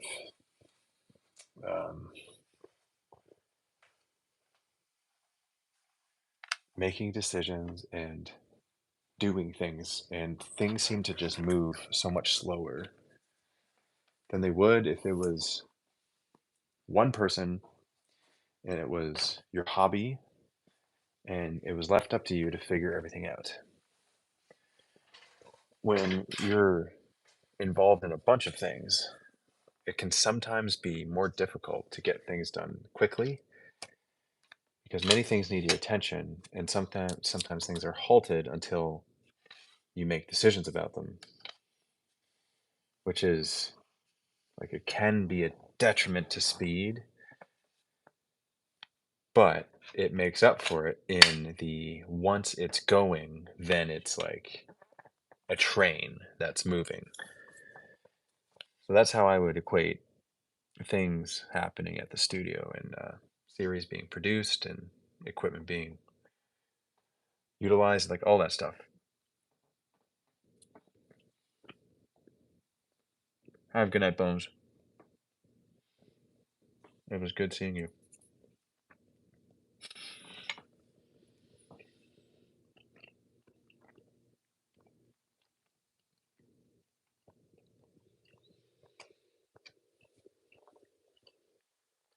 Probably should use AI. For what?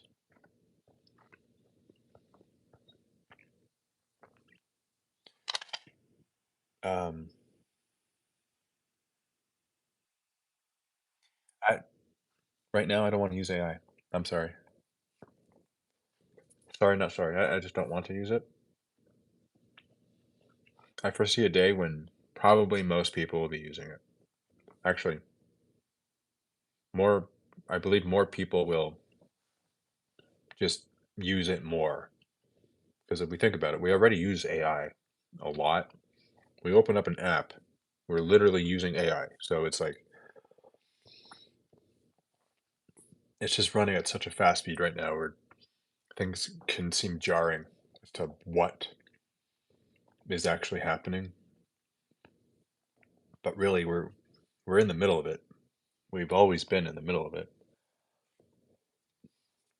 And things will just move at a really fast speed now. I believe that for the younger generations, it's bound to feel different than some of us more seasoned digital users.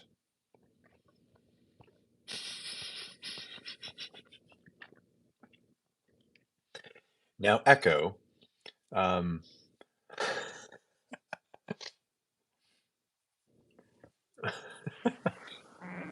I love it. I love questions. Questions are so good. Don't be spamming now.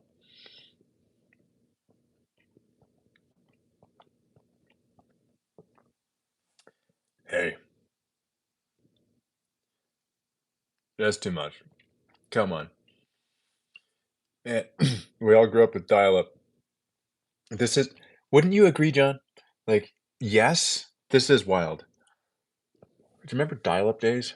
I remember when I was in high school, the stupid modem noise.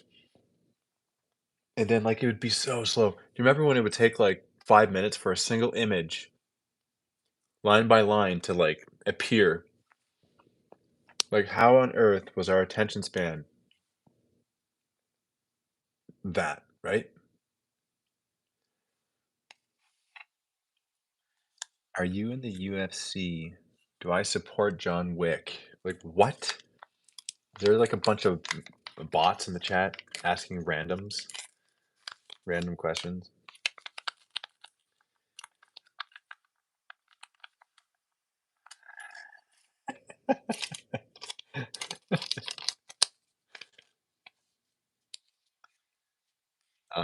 What's my favorite song? Oh, that might be the Song of Ice and Fire. Favorite song. I'm gonna go with In the Meantime by Space Hog. Yeah, I think that's what I'm thinking of right now.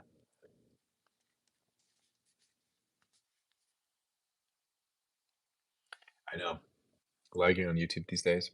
I remember allowed to be on the internet for 30 minutes a day because it kept the home phone from being used.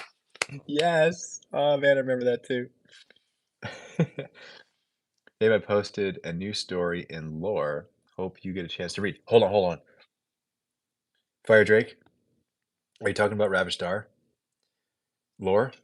If you are, yes. Where? Where'd you post it?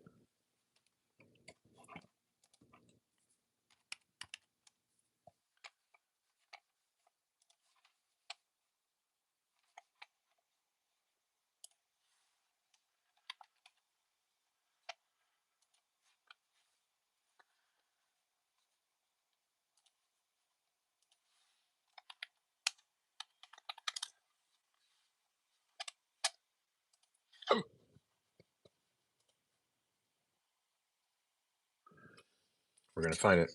Okay, where's the story?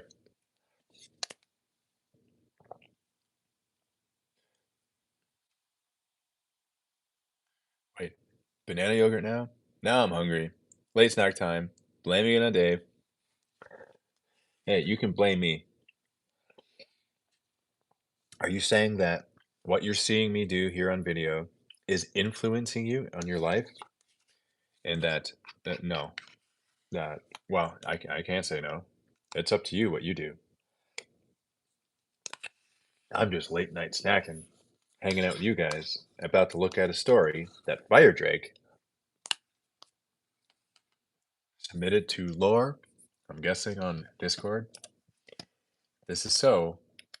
If this is so, then I want to look.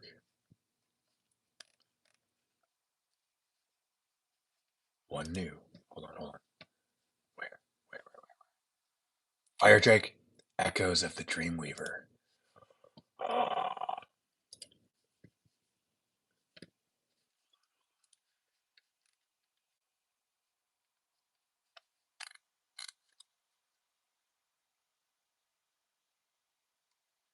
Hmm.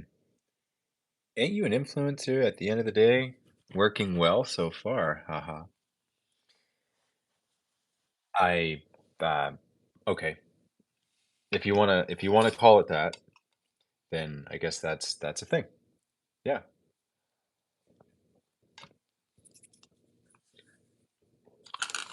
I always like when I first heard that term influencer, because dudes, 16 years ago, it wasn't called. People weren't called influencers. That wasn't a thing yet. So to like evolve as the times are evolving and to discover these things, it was like, what? I, why does that word feel so dirty? Influencer. I don't know. Maybe it's because it's like a young sounding word. YouTube goofs. There you go. That's what it was. That's what it is. Internet people.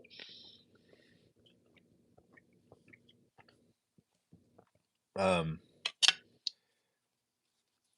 I don't know, man. I just think making fun videos and just like having a laugh, whatever the quality of the video is,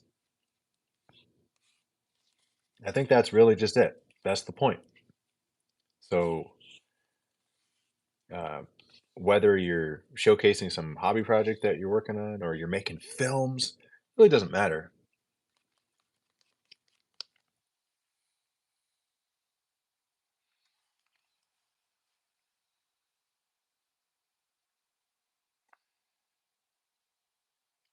William Torres, never thought in my life I'd get home from playing D&D and then find chaotic exercise enthusiast Dave trying a new camera. Uh, well, now to say you never thought of it is now inaccurate because you've now thought of it and expressed that thought and had to repeat it back to you. So Also eating some yogurt because, hunger, but yeah, having some fun. I will donate $50 if you say this out loud and fast.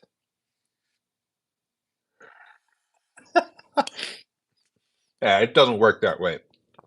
You got to donate the $50 first, which don't because I'm not going to say it, even if you donate the $50. So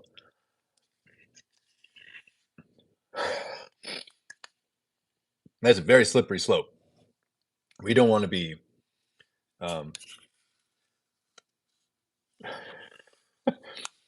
because things happen when that happen. And do we want those things to happen? Influencer feels dirty in part as some people go insane trying to get views and clicks instead of good content. You know what? I agree.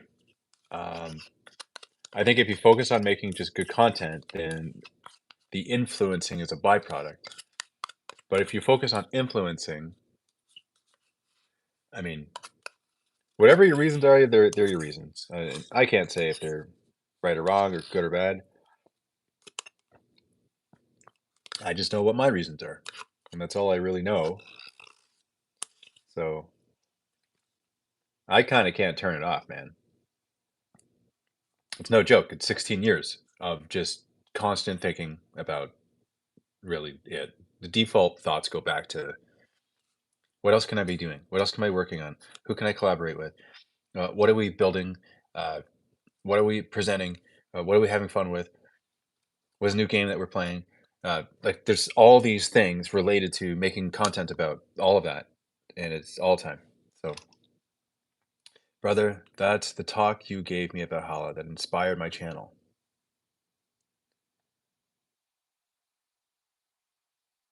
The YouTube goofs? Is that what you're talking about, John?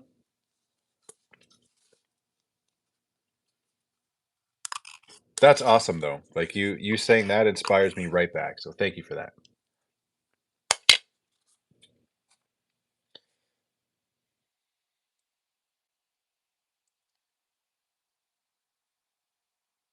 MWG inspired me a bit to make tabletop filming. Little hard to do it solo right now, though. What's making it hard to do it solo? Just out of curiosity.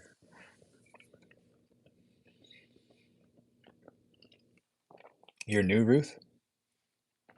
Hi, Ruth. Dark Vitamins. Honestly, YouTube has been locked in a downhill pattern ever since Google bought it.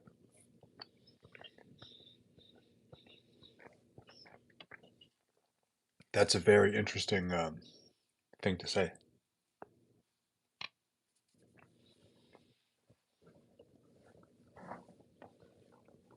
I have a feeling that YouTube is going to grow because it is growing. And more and more and more people every day are making content. So if you want to make content,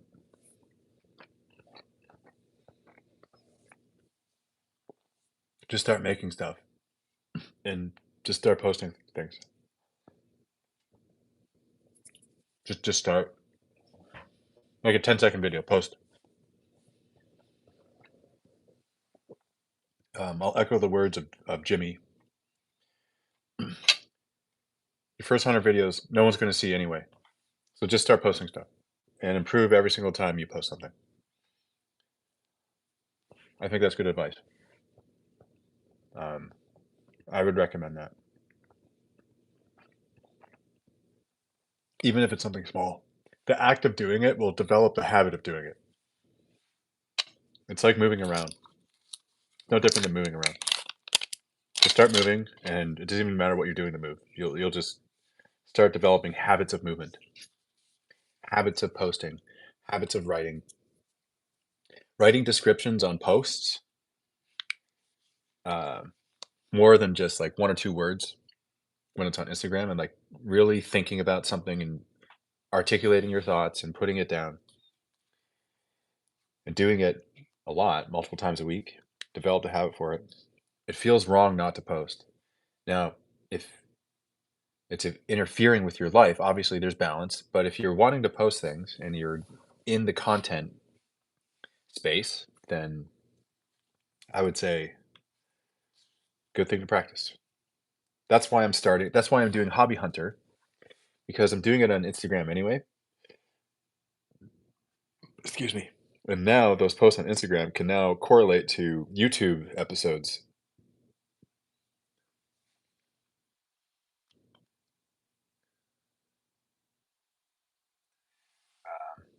All right, time to re-engage.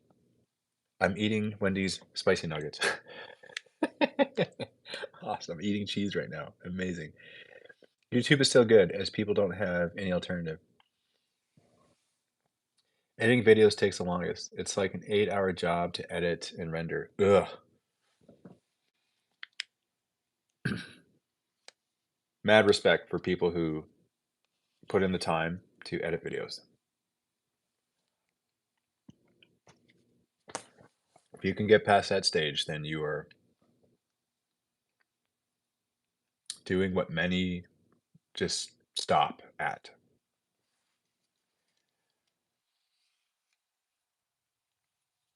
Yeah, it can be a challenging thing for sure. I will tell you this, okay? Having edited thousands of videos, I will tell you this. Unless it's a habit, and unless you glean some sort of enjoyment from it, it's going to be incredibly difficult because it's hard. Editing is by default it's not an easy thing to do. It's a tedious thing, and you got to really enjoy it if you want to do it consistently, because otherwise the drudgery of doing it is going to tar pit you unlike anything else.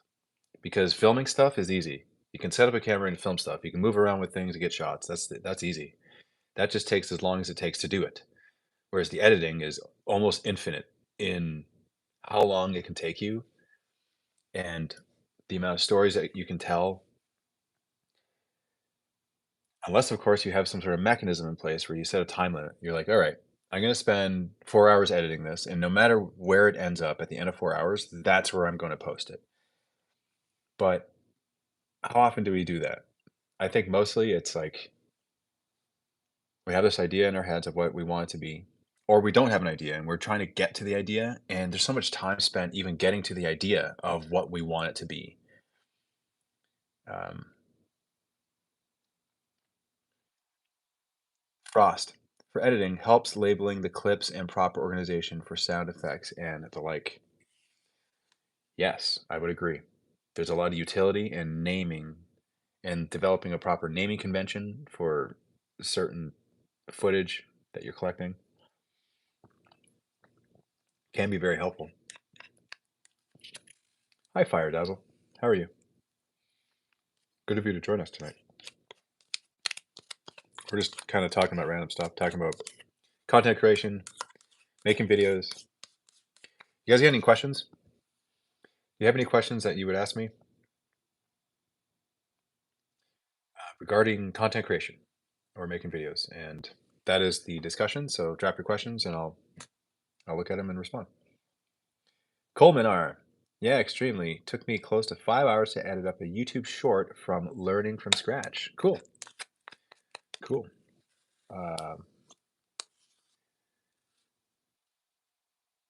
Yeah, I find that shorts are. I like to use CapCut for shorts. That seems to be a good option for if you want to edit from your phone, which is how I prefer to edit when I'm making like short form content.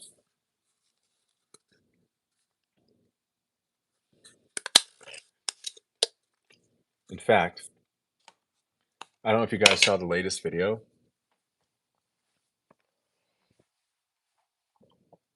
Um, Hold on, just going back to that for a second. When's the next Rabbit Star Bat rep? It's gonna be next week. This past Friday, Matt and I were gonna film one, but one of the models wasn't hadn't come in yet because we were having one commissioned. It was the Oathborn that I showed earlier on in the stream, which is about that big and good amount of detail on it. So that'll be ready this week, and that's the third Ancient Evils battle pack. I believe that's the Ancient Evils 2-player starter set that we're playtesting. So that'll be the next game that Matt and I play together on the channel. Either that or Nick from PlayOn, because he's coming this week and we'll be filming some content at the bunker. We're going to be doing a Ravaged Star battle report. I'm going to show Nick Ravaged Star. I'm excited to show him. Matt's going to be there too, so he'll be helping out with the rules and switching cameras. And then Nick and I will be playing on the tabletop. And then I'm going to play a game of 40K with Nick because, I want my world leaders to fight against his Tau. So I think that's just what's going to happen there. Didn't Nick lose a game against you to come up to Canada? Yeah, something like that. I think there's something like that happening in the past, and now he's coming over, and that's the whole thing, and that's the visit. But yeah, love you, Dave. Been a big fan of you, you guys for a while. MiniWarGaming is the reason I dedicated myself to a Space Wolf army, and I've loved them ever since. John, awesome. I love hearing that, man. Vilka Fenrika. Ah, yeah, I cannot wait to see that. Thoughts about doing the grand narrative with Matt? I mean, I know I would certainly have fun if I went and if I participated in whatever degree.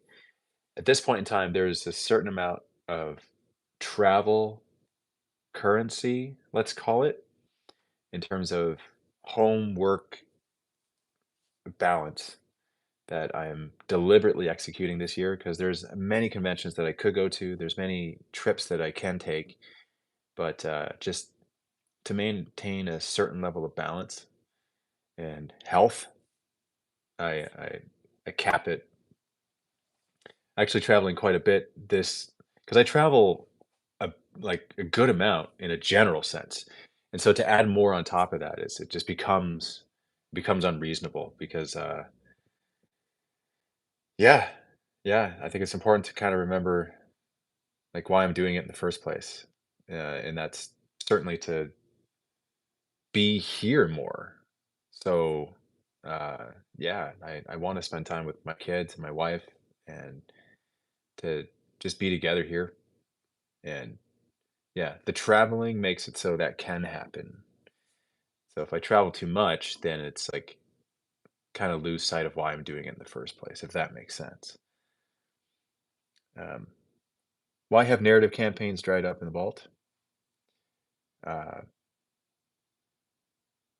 well, that one is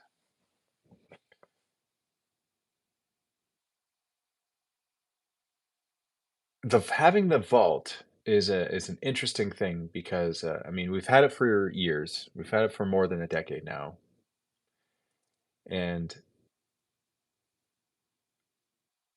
the vault isn't supporting us in a way in which it did in the past, probably because of the vast amounts of subscriptions that are available in a general sense. There's so many streaming services and other channels that could possibly be supported. Subscription service, like supporting specific channels, there are so many channels that you could possibly support now. And I mean, I remember back in the day, and like this is crazy. Okay, just get this. Remember DVDs, right? Remember Blu-rays, okay? Before that, before DVDs, there were CDs. If you wanted to like convey information or have some sort of presentation or heck ebook or videos, you put burn them to a CD and you would put them in your CD-ROM and you would play them on your computer, and that was the way of consuming certain types of content. Yeah, crazy, right? So in the vault, the Mini Wargaming Vault, that was the first product ever made. It was a terrain CD, terrain tutorial CD. And the cool thing about that is because it was such a brand new kind of concept at the time, like that wasn't done in our space to have stuff like that. People they saw it, they thought it was really cool, and they signed up to the vault for it. Right? Just imagine someone coming out uh, with a CD now, what that would like, how that would go. First off, it's not. It's like video content, maybe Blu-rays, but that's like even that. No, it's all streaming. It's all digital, and it wouldn't be a CD. And if it was, it would be like a book. It'd be like a PDF or uh, like physical book. Most likely a PDF, but certainly not a CD. Uh, yeah, floppy disks too. There wasn't quite floppy disks, but yeah, CD. But it was cool because he had that like that tangible physical thing. And then there was like CD.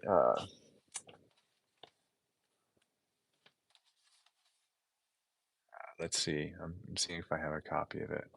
Of one here. Okay, so the CD is at work, but I do have some actual like DVDs that we've made in the past to like tutorial DVDs. Like here's one. Okay, this was when was this? 2011. It's 13 years ago. Dude, you're killing me with the CDs. Is there a business reason why MiniWarGaming is not doing narrative campaigns anymore? They don't make money. Yeah, that's a sad fact. Not how they used to. That's the whole point of me saying all of this, guys. Um, they like we needed to pivot. We needed to branch out and start developing other things. The Forge is amazing for that because we're making products and selling them, and actually supplying the community with things that could be used in the regular tabletop experience. We're still making content for the vault, but the amount of time and resource it takes to create the narrative campaigns, it's not justified in the same way. That's not to say that we won't do them anymore. In fact, we are currently working on a Path to Glory campaign, which is narratively driven. So we haven't stopped making the narrative campaigns, but it's still a fact that it doesn't make the same amount of money it used to.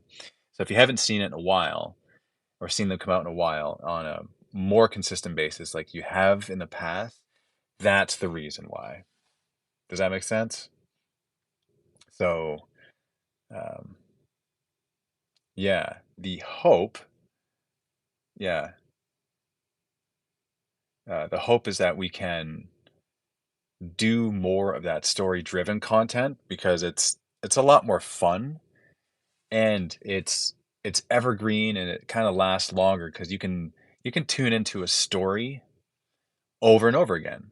If you like how characters progress and campaign progresses, it's you're watching it for a different reason than what's the best way for me to take out my opponent, say, right? If you're tuning into that rules, those types of videos, they have a shelf life because rules can change and then it's no longer relevant to the current edition, which we've experimented with that type of content in the past. But the evergreen stuff, such as the campaigns, they certainly leave a longer lasting impression. And so we have narrative campaigns in the works. And because we've been gearing up to make them, that's something that you'll just have to wait a little longer, which we thank you for because that just means that you want it, you're interested in it, and you're supporting it. And we are quite excited to unleash it. Yes. Um, we're doing one for Ravaged as well. We're doing a narrative campaign for that. And the cool thing about that one is all of the narrative that happens that takes place on the tabletop becomes canonized into the lore of Ravaged Star. That is so cool. Like when I think about that, I think, wow, that's just, I mean, it's a dream come true for that to be the case. So stay tuned for that. Yeah, I'm more the narrative enjoyer than how do I win. Did also enjoy the Necromunda campaign. Yeah, there's so many campaigns that have been produced over the years, and you know, the more we can get Matt specifically writing narrative campaigns, the better it is for everyone because he's fantastic at it. So he has dreams of making building a factory, making a factory, and also developing IPs, developing worlds and games and systems, and so that is something we want to unlock within Matt because then I get to function best, which is getting excited about the plastic on the tabletop and playing the games with the peoples. And so that's that. We support each other in our endeavors to grow the channel, and that is we are moving in that direction, which is why it's so exciting. Mini wargaming movie scripts could be interesting.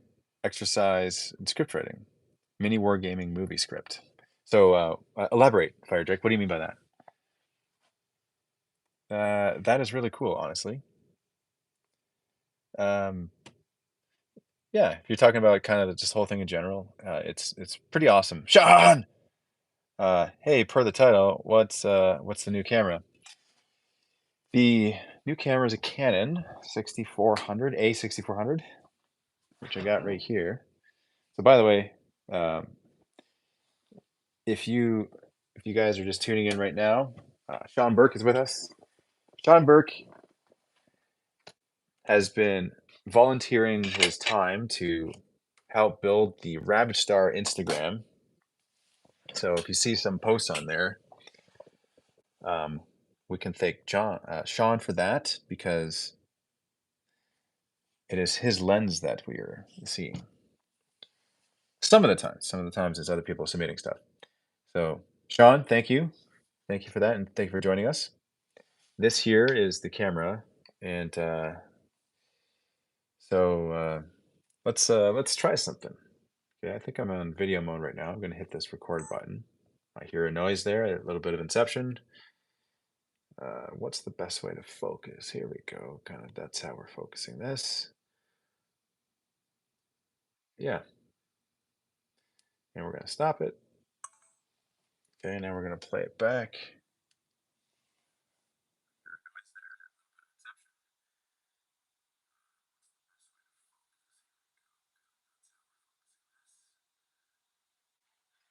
So why? Why is it a good camera, Sean? What do you like about this one? It's 4K, which is kind of you gotta have a 4K camera. You can't not now. So yeah, 6400. Yeah, that's right. Uh, well, I got incepted. I run with Sony stuff. So if you have questions, let me know. Okay, cool. Um,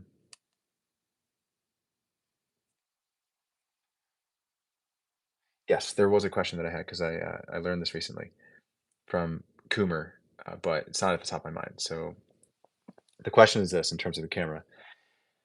What is that? What's it called when you want your color? No, not your color. The exposure to be at a certain. It's like 0.0, and if it like fluctuates too much, it gets grainy. What's that called again? Am I saying it well? I may not be saying it well. Where's the oil? What does that mean, Mario? Buddha Face is will tools like Midjourney and Sora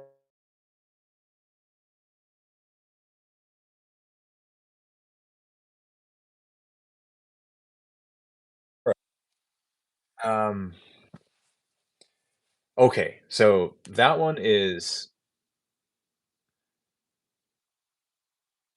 one's a little tougher to tackle only because there's so many different schools of thought, right? One is okay, AI's here. There's a lot of AI tools. There's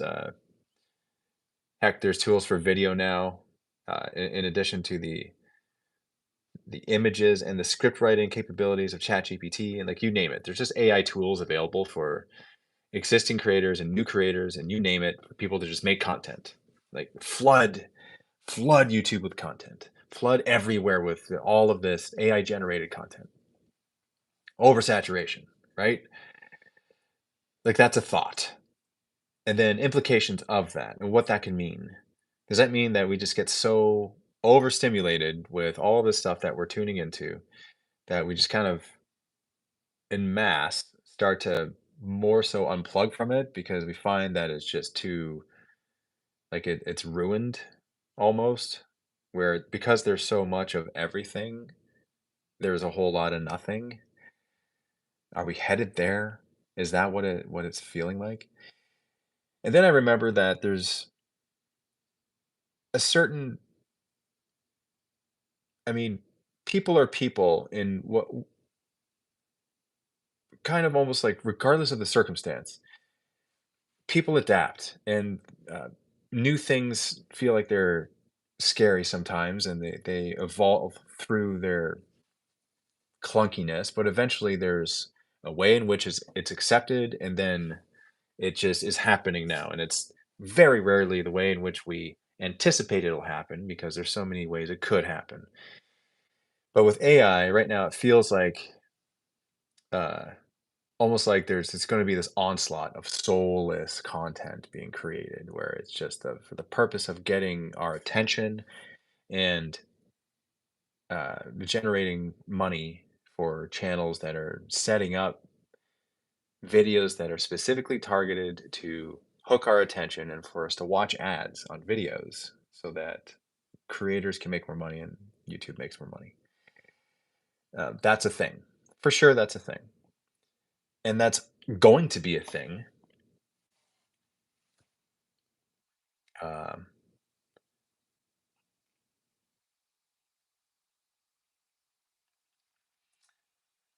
but then there's those of us who create content that's original, that is designed to engage with people and it done in a genuine way where AI is not needed and not used. So all of that stuff's going to evolve with or without us. And if we utilize a tool here and a tool there, I mean, if we think about it, Photoshop, you put an image in Photoshop and you like increase the saturation, you've manipulated it. It doesn't look like how it was originally. But heck, we take video that's capturing a lot of raw data and we haven't color corrected it yet. So the moment we color correct it, we're manipulating it.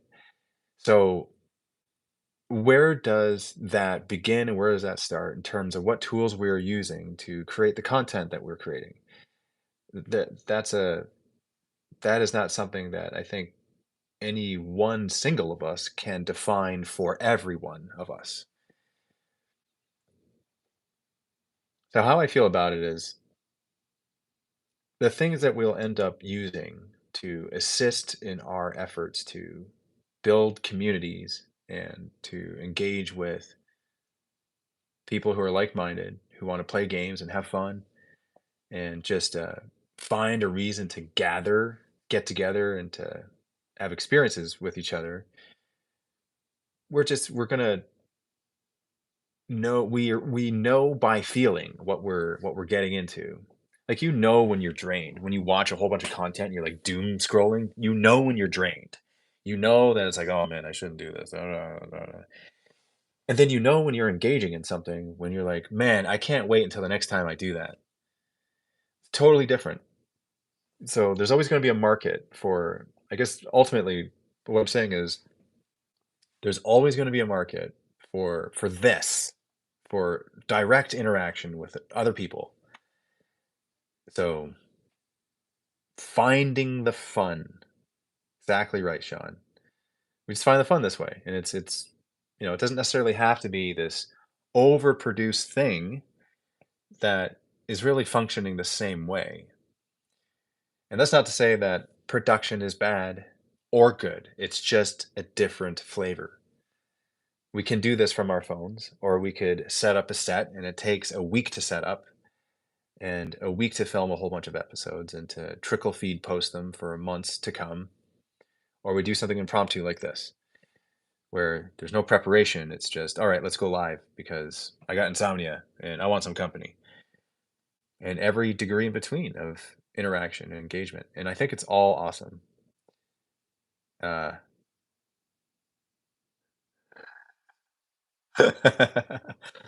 overproducing. Hey man, I don't demonize the overproducer because demons are permissible in Korn's army. So you've seen me set up shots. Yep, I've seen you. Yeah. It's all part of the process. I get it. I feel like majority of Marvel movies now is written by AI. Hey, who knows, man? It might be. An artist will always have the eyes for their craft, paintbrush, desk, and mouse tablet, martial arts to swordplay. That's why I see it as a tool, but it matters greatly who swings it. Yeah, I tend to see that, feel that as well. I feel like it's a tool, um, and so you'll be able to tell. You'll be able to engage, right? And if not, then we're so deep in whatever our new reality is that I think we have other things that will concern our thoughts at that point. If we can't tell the difference between reality and non-reality by what we're tuning into online, then that means our very uh, idea of what is real has kind of come under attack there. And yeah, see, like the thought just goes way too far out into the abstract for it to even really make too much sense because then it just gets lost in that future state anxiety pool where there's really no control over that.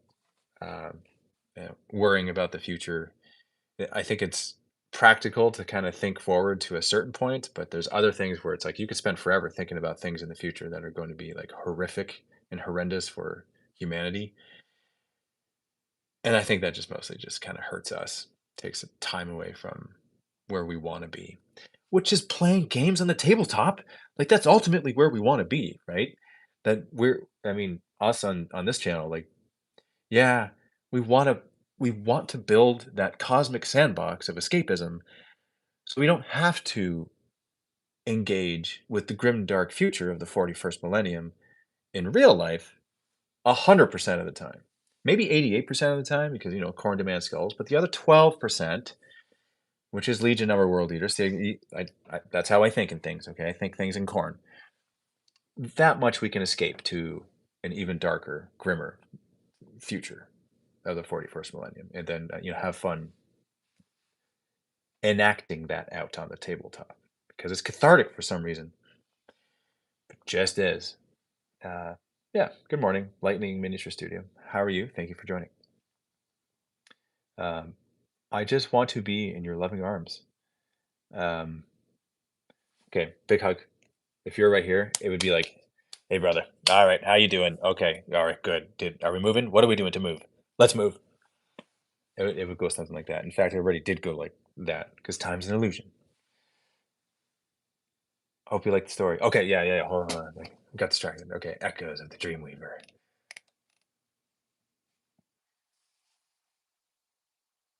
Okay, you know what? Fire Drake, I will ask you. Oh, wait, going to bed?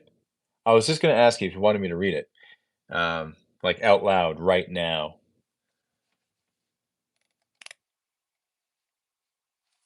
See now I'm reading it. Okay, yeah, let's start a new thing here.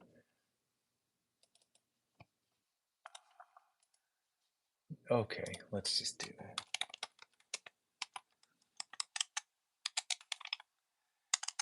It's public anyway. That's what I figure. In the group for all to see. It's really no different if I just like kind of allude to that fact. But I am going to say this. I'm going to rename this file by Fire Drake 18.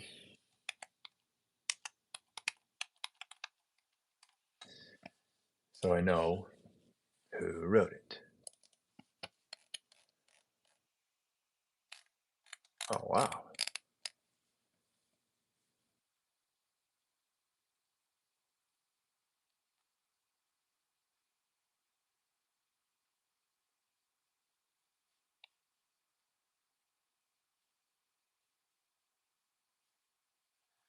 Okay. This is why this is fun.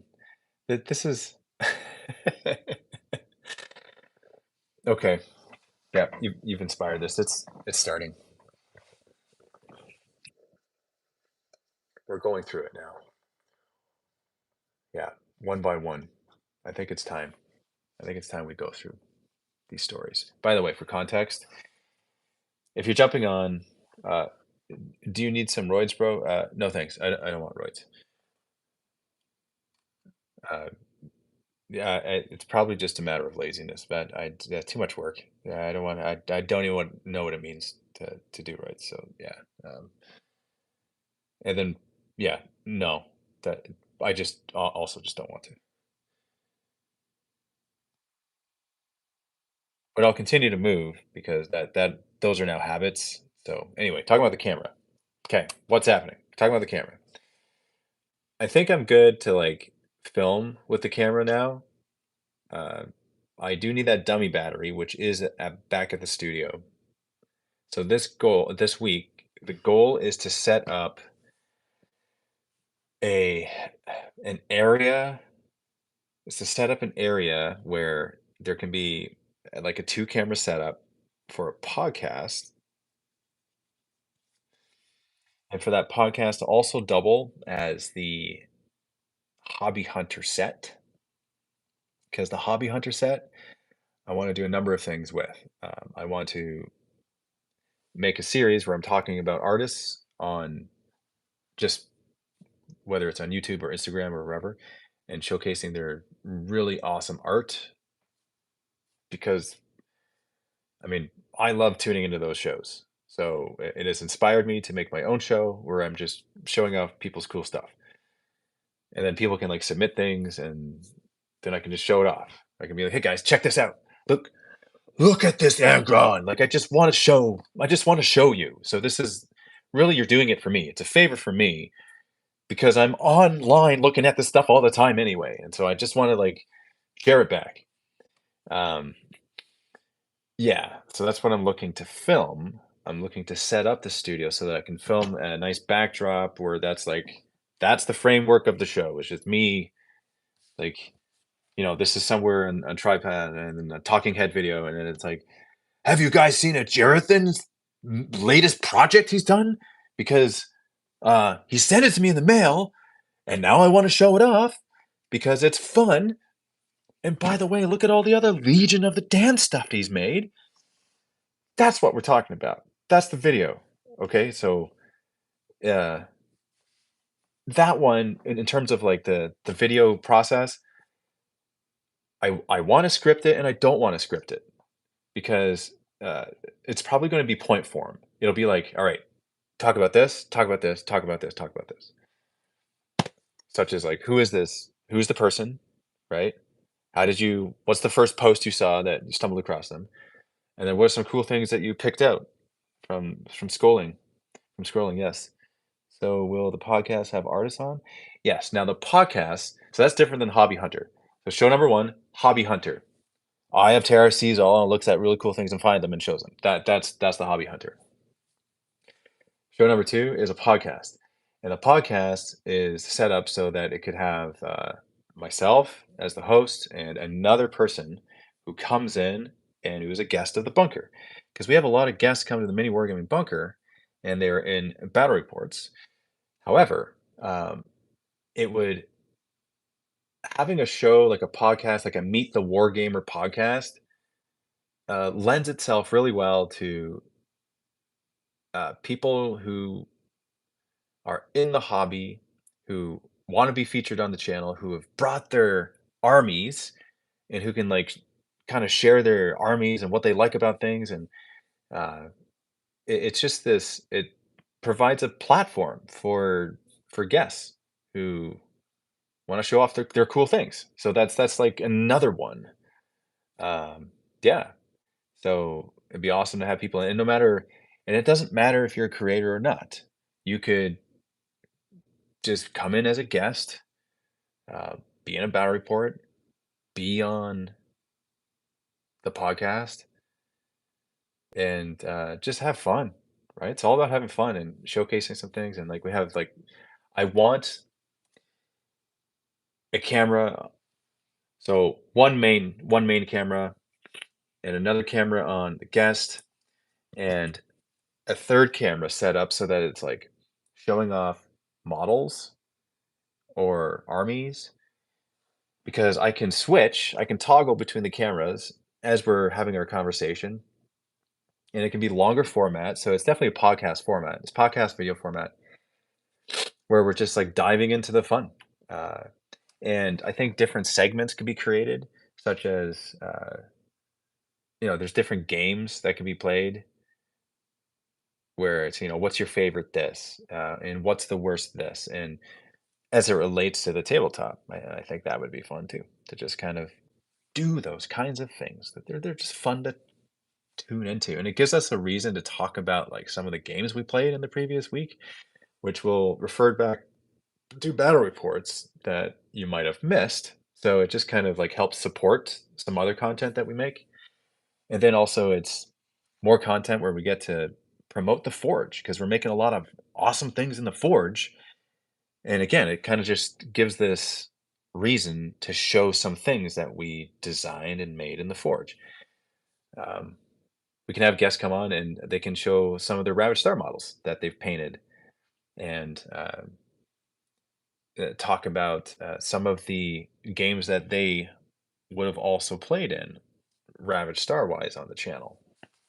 So it catches all that. So that's the other show. Dave, I miss seeing you on 40K Battle Reports. Will you ever come back to them? Yes. This past week, I just filmed a 40K banter bat rep with Scary, World Eaters versus Ultramarines, being edited and posted very soon. I'm very excited for that to drop, because it's filmed in the new style, in the new studio, with all of the new camera setups. Basically, all of these set up.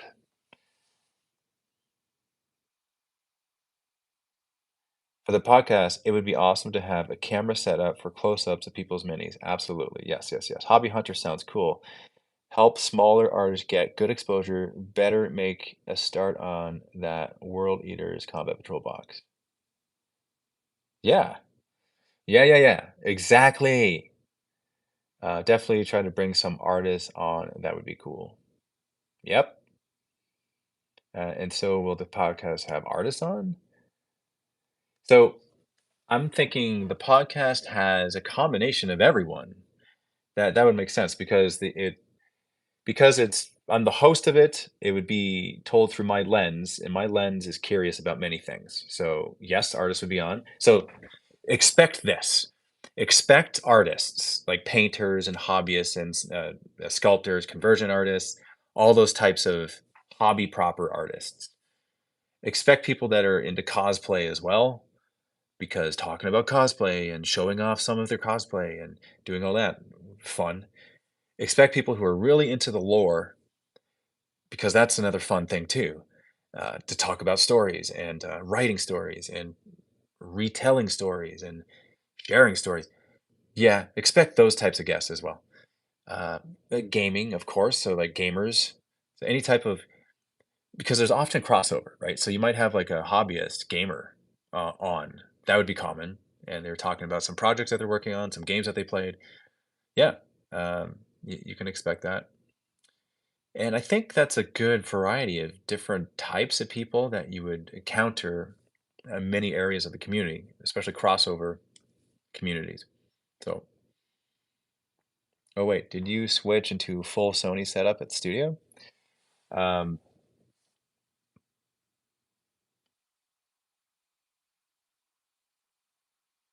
I'm going to say yes to that, with the exception of there's one camera above, and I can't remember if the camera being used above for the top-down table. I believe it is a Sony. I would have to ask Steve. because that's his camera that's currently up there with his lens on it. But the rest of the cameras, the main and showing the two players, even the handheld one, that gets like that POV of the tabletop, it's all Sony right now. Blood for the blood god. Just wanted to let you know I see you. Cool ideas you got coming. John Strickland, I see you too. And good ideas coming. They're flowing. It's a lot of fun. Maybe some sculptors who make all the amazing 3D printable minis out there would be amazing as well. You know what? Um, yeah, I think Hobby Hunter specifically. I think there's actually so much in the sea of sculpting and artists making miniatures now is something that I could spend a considerable amount of time diving into and showcasing alongside all the paint jobs. There's thousands of sculptors, thousands of artists out there that are just doing it for fun, doing it as a hobby. They might make their STLs available a little bit, but they don't make a whole lot of money from it mostly. There's some people that make a decent amount. There's some people, like very small few, that make um, like more serious amount where they're full-fledged businesses making games and providing that. But like the vast majority of artists, through my observations, have been just people doing it because they want to do it. Like it's their hobby. They do it on the side and they're just like doing stuff for fun. Um, and amongst that sea of people, though, there's many who wouldn't mind monetizing some of the stuff that they've made, which is why they make it available on places like My Mini Factory and um, other other platforms where STLs are made available. So it's just interesting to kind of again see that evolve within our space and how it's a thing. Um, yeah, there's a lot of sculpts, and you know what? Because again, because it all is now connected with the forge, we can actually look at some of those sculpts and print them in the forge and be like, all right, so take a look at this artist and look what we printed in the forge using their STLs. Okay, and then we're examining them and we're kind of like showing them off. Like, how cool would that be? Uh, to like give you a not necessarily a review, but it's a different perspective. It's like uh, it just gets you seeing and exposed to more things that exist in the space. And yeah, I just think it'd be cool. So, and again, it's like getting excited over the fun. It's getting excited over passion, which is effortless. If you see someone having a lot of fun with something and you want to take a video of it, and it doesn't matter what the person's doing. They're having fun with it. They're passionate about it. So it's just a fun video. Uh, and doing shows like this, I feel are effortless because it's capturing something that you would want to be capturing and paying attention to anyway. That's the way I see it. Double feature, find a mini painter and ask if you can paint them a mini from a sculptor you want to feature as well. There's right? See now there's ideas flowing. And now like ways like segments that could be included in the show. Uh, you are my fave. Please shout out, please. Now, are you saying that with the expectation that I'm going to shout you out because you called me your fave? Because if that's the case, there's a little bit of emotional manipulation there happening. So, got to call you out on that.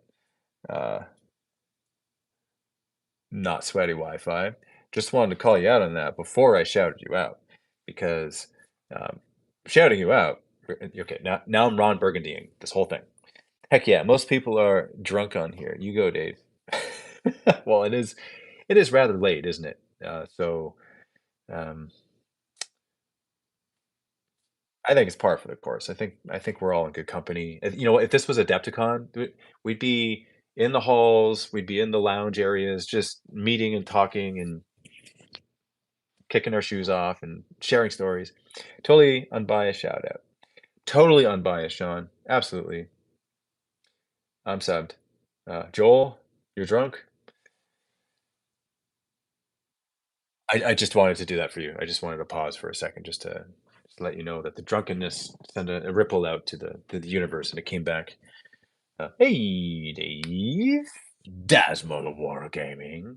By the way, check out Dasmo Wargaming um, on Instagram specifically.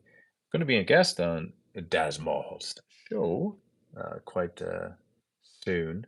What's the date on that again, brother? If you wouldn't mind reminding us, then we could uh, let the others know too, so we can all tune in and have fun together.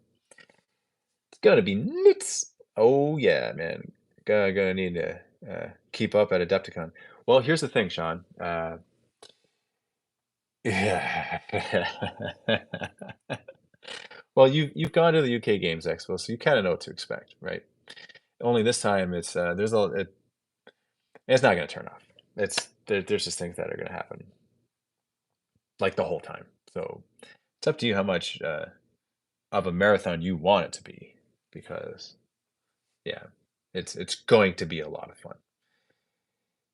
Uh, Voodoo face. Awesome, man. I love that Adepticon jet lag, social energy combo. War buddies? Yeah. Adepticon is a, you know what? Normally I need to book like a few days post Adepticon when I get back to recalibrate. Because I can appreciate having the 9 to 5, having a regular job, having a career, having work that you go to on a regular basis. You got to travel to, you need to go there a certain amount of time, and you travel home, and it's like it's work, it's a job. Um, I've had a number of jobs, and I have felt the grind of a job for many years and in many situations. And so I can appreciate that. The place I find myself in now is one that feels very normal to me. However, when I zoom out of myself and I observe it objectively, I recognize it as okay, we're here. Uh, we're doing the influencing thing, and we're the content creator on a YouTube channel. And hours aren't necessarily defined when one's working, especially when one co-owns the channel. So we kind of have to create our own structure. But when you thrive, when there's no structure, then you kind of just free flow that chaos, and that goes wherever it goes, which is fun. So that's just kind of how it works out. But yeah, anyway, Dave, you're a total chaos surfer personality. I'm not quite sure what that means, but I accept. Dave, I'm going to Adepticon and filming. I'm in, bud. You won't be able to get rid of me. Okay, you know what, Sean? You said it now. It's public accountability. There's like many witnesses. So just so you guys all know, Sean Burke is coming to Adepticon. He's going to be part of the MiniWarGaming team. He's going to be filming things, everything. We're going to be at the booth, demoing Ravaged. He's going to be there filming. We're going to be wandering the hallways, poking around people. He's going to be there filming. Right, there's gonna be a lot of randomness that happens as well, and things that we don't anticipate. And he's also gonna be there filming. So, Sean, uh, I'm very excited for Adepticon. It's gonna be nuts. It's gonna be awesome, and I can't wait for it. And it's only in like a month from now. So, dang. Oh, post vacation. Vacation is the thing. Definitely a thing, right? And if you could do it, if you can somehow work it in beforehand, it's wisdom. If not, then my heart goes out to you for the potential jerkish things that might leave um, the flesh suit, because when you're in need of a decompression, sometimes things come out a certain way. One speaks the words which have the wisdom. War budgies, yeah. Whenever you're able to come up to the bunker, I think that'd be great. We hang out and talk, tell stories, collaborate. You want me to add you on Fortnite?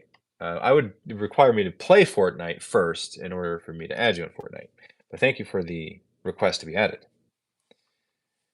Do you think a sci-fi inspired airsoft arena would bring some hustle? I've always wanted to mix cosplay and hard sport, but never settled with LARP. Well, Voodoo Face, I would say that if you see it in your mind, then you can possibly make that happen. And when you're talking about it being uh, bring some hustle, are you talking about like the bunker? Like for instance, if I was like, okay, hey, do we want to do a Imperial Guard inspired? Obviously, wouldn't be advertised as such, but it could be like you can be a guardsman, and we're doing airsoft, and you're fighting demons. And so it's like we're doing, you know what? I think that actually might be a thing. You might be onto something there. I can now see it. We find each other again. I'm in there, but okay, hold on. Let me go. Do you think Nicolas Cage is a good actor, or have we all been duped?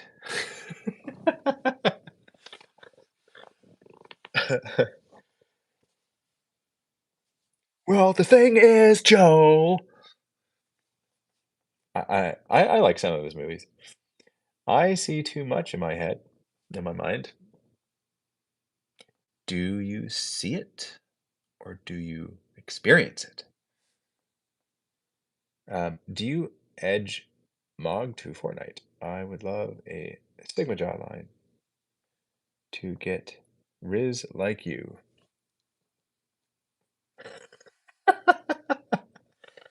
Man, I love how how the internet language has evolved. I love it. So good. Medieval times dinner and theater in an arena for demon space sport. Yeah, that sounds like fun. I would definitely like to um, do that as well. Painted Night Lords right now. Yes, good. Which books have you read recently? Much love from Germany to your work. All Stars Bronze, one. Um, hello back to you from Canada. Awesome how we could all be like together at the same time, no matter where we are. I think that's pretty cool. Didn't know you were chill like that. Didn't know I was chill like the non. Well, yeah. There's different flavors of chaos that can be experienced. Sometimes Zinch likes to change our minds about things, and that's why I'm here. All right, headed off to sleep. Have a great night, Dave. Much love, man. Have a good night, Sean. We will see you very soon. Very, very soon. Echoes of Dreamweaver. Well, okay, so let me see. I'm gonna read this. I'm gonna read it and like experience it. You guys ready? Always an awesome start to the day when I wake up to a corn live stream. That's my wargaming. I don't know why I say your name like that every time. It's I don't know, it just makes me happy, I suppose. So, for context, the story I'm about to read to you is Echoes of the Dreamweaver. And this is a short story by Fire Drake 18, submitted on the Ravaged Star lore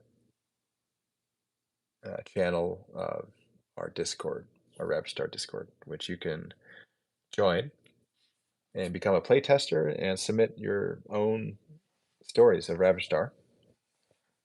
And we are in the process of collecting stories and reading them and working with members of the community to create some Ravaged Star stories, man. So that's what's going on. That's really cool. I've always wanted to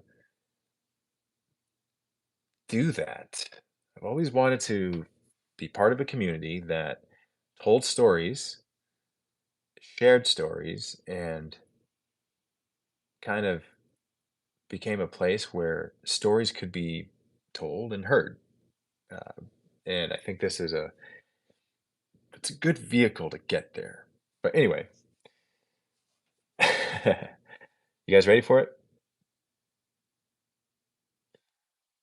Okay, gonna make this.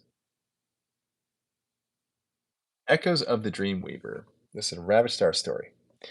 Captain Elias Dre sat on the bridge of the Vigilant, staring out into the vastness of space. Stars twinkled coldly as he slipped from conscious thought to unconscious dreamery. Since returning from battle from the edges of veil-touched space, sleep had become his enemy. For the past few weeks, Elias had been plagued by vivid dreams of a specter watching from a distance, always wearing flowing iridescent robes and long white hair. The last dream, he was sitting in an old wooden fishing boat out on his family's lake. It had been a place of peace for him and his father. This was their sanctuary. Many of his life's problems had been solved out on this lake. But this time his father was quiet. Only the man standing out beyond the shore held his attention. Captain Elias was roused from his rememory as one of the crew gently nudged him awake. He was thankful for the small reprieve because despite the dream being oddly unnormal, it was not the terror that had plagued him for many nights now. Nightmares of formless shadows stalked him from just the edges of his perception, from within the ruins of Rohalanth Prime. In his dream, Elias walked these ruins as the stars were blotted out by a shimmering dark veil across the horizon. From among the shadows, voices beckoned with him, the allure of unimaginable power. At night, from within the dream, he felt the entity's seduction as it tugged at his soul.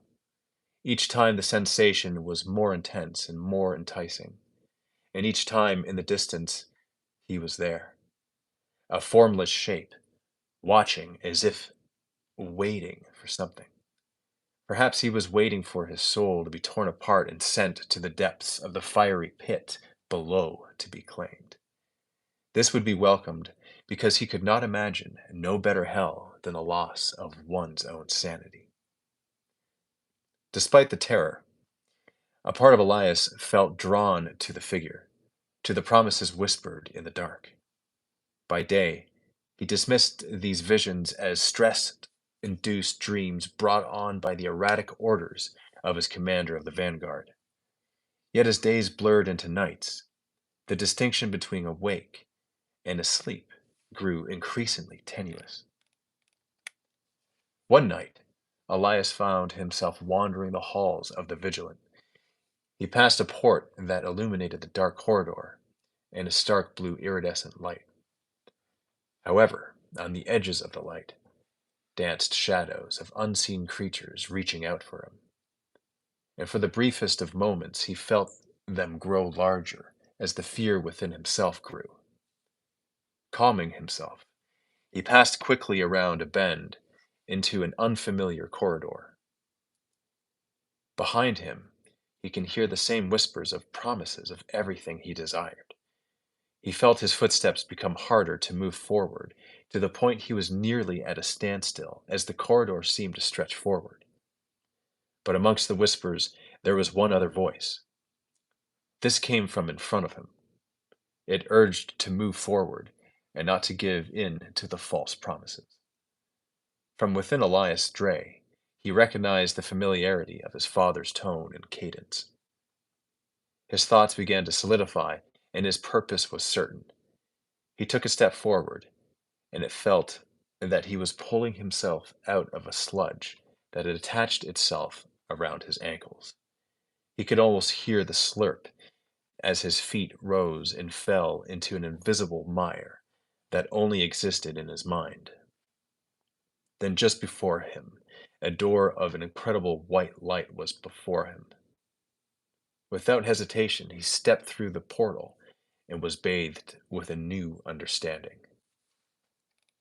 Elias found himself amidst the ruins.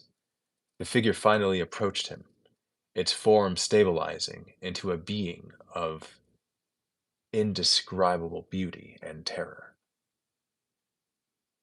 Elias Dre. It spoke, its voice echoing in the void. You stand at a crossroads. One path leads to destruction, the other to rebirth. Elias found himself unable to move, his gaze locked with the entities. Who are you? He managed to whisper. I am Morven, the Dreamweaver. The figure revealed. Her voice was a melody that seemed to harmonize with the very fabric of the cosmos. Dreams are the threads that hold potential for ruin or rebirth. Your heart is torn by battle and shadow and stands at the nexus of untold paths. Her form shimmered with an amalgamation of starlight and shadow, a visual echo of her realm's duality. My guidance is but a whisper, Elias, a beacon within the maelstrom of choices. Choose wisely, for your dreams are more than your own. They are a reflection of the galaxy's soul. In the dreamscape, Morven showed Elias the consequences of succumbing to the Veil's whispers. He saw his own hands, corrupted, tearing at the very fabric of the universe he swore to protect. Then a second vision. Elias, standing firm, a beacon of hope against the encroaching darkness, his resolve shielding those he led from despair. You must choose, Elias Dre. Will you let your fears consume you, or will you rise above them? Morven's voice was neither kind nor cruel. It simply was. Elias woke, his heart racing. The dreams, the visions, Morven's words, all lingered with an intensity that felt undeniably real. In that moment, he understood. The nightmares were not a sign of his impending fall, but a crucible meant to strengthen his resolve. In the weeks that followed, Elias's leadership took on a new fervor. Where once uncertainty had clouded his judgment, now clarity and purpose guided him. His crew noticed the change, drawn to his newfound confidence like moths to a flame. And though the veil touched loomed ever as a threat on the horizon, Captain Dre faced them with a courage that seemed born of another world. He knew nothing could prevent a star from burning out. He would be ready for what's to come and pave the way for a brighter star. For in his dreams, Morven continued to visit, not as a harbinger of doom, but as a mentor, guiding him through the realm of possibilities.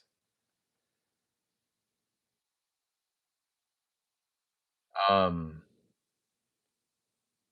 okay, Fire Drake, are you there still? Because that totally drew me in. That totally just sucked me right in to the Ravaged Star universe. So, okay, uh, thank you for writing this. Thank you for submitting this.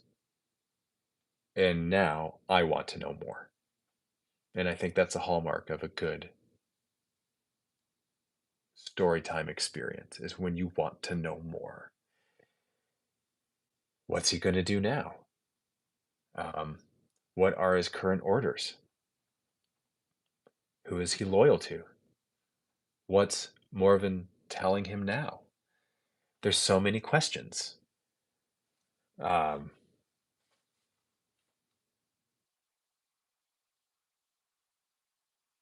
okay, uh,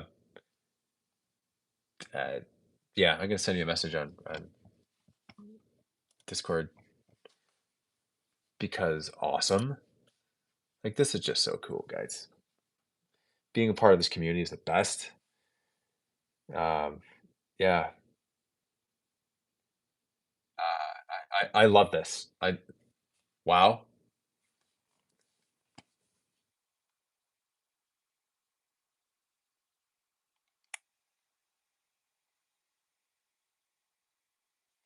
So cool.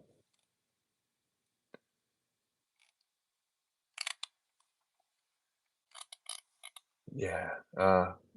You're not here.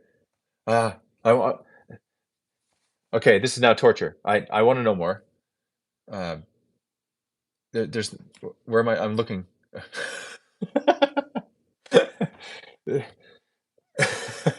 That you know what? There should probably be, like, dedicated time where it's like I'm just going through this stuff because there's a lot of stuff to sift through, and honestly, like, for me to do it alone is unreasonable because it's I'm not gonna get to everything. It's too much stuff, and I want to get to everything, and there's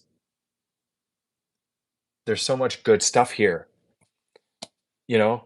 Like, yeah, there's a Discord, miniwargaming.com/ravaged star, ravaged star. Okay, that'll bring you to the Discord. You can be a playtester for the rules. We have the rules right now in play testing, so things are open to tweaking and change.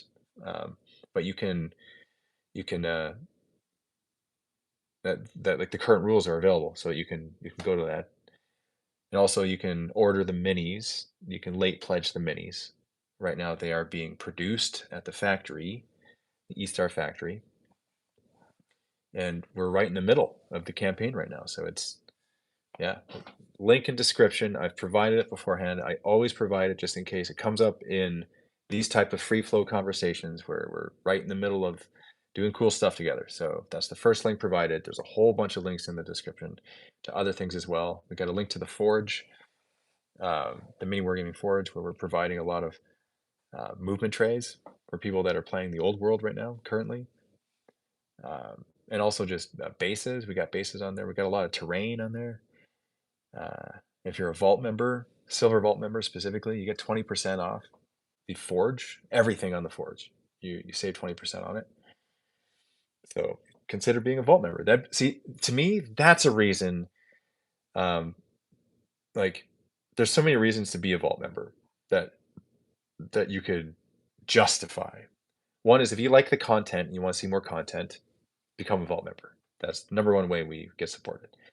Number two, if you, I mean, if you buy things on the Forge and you want to buy stuff on the Forge, uh, movement trays, movement tray converters, bases, terrain, all that stuff, plus more that we're adding all the time, then yeah, saving 20% will save you money. Actually, your Vault membership, you'll pay for your Vault membership by buying things on the Forge, by being a Vault member, because you save 20%.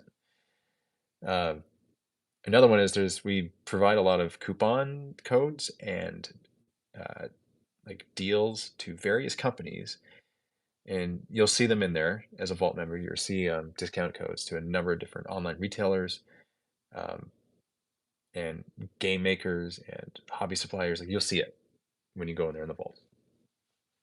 That's not something we necessarily advertise too much because we've been focused so much on making content. But now that we are more focused on the Mini Wargaming Forge, now it all fits together better.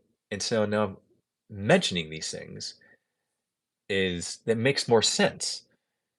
Uh, so yeah, by being a Vault member, it enhances the Mini Wargaming Forge experience, and by getting things on the Forge, you benefit by being a Vault member. So it just goes hand in hand, right? And then when you're visiting the Mini Wargaming bunker here in person, um, I mean that's a whole experience in and of itself. If you ever wanted to go to a hobby bunker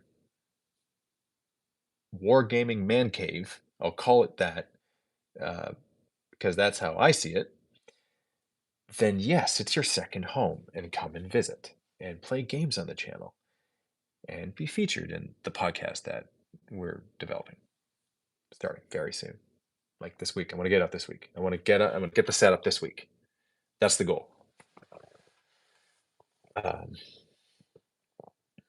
Heck, you know what? Yes, when Nick is here. I think that's a good excuse. Nick from playing tabletop. He can be the first guest. Yeah, I think that's it. I remember back in the day when MiniWarGaming was an online shop and the awesome fan-made videos and my first experience with Warhammer or a community that was website. The good old time. Rabbi, uh, is it Rabbi or Rabbi?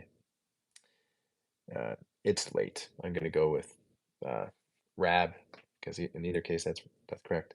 Nice T-shirt from a T-shirt company. Yes, always with the T-shirts. Love it. One day I'll come to Canada and visit.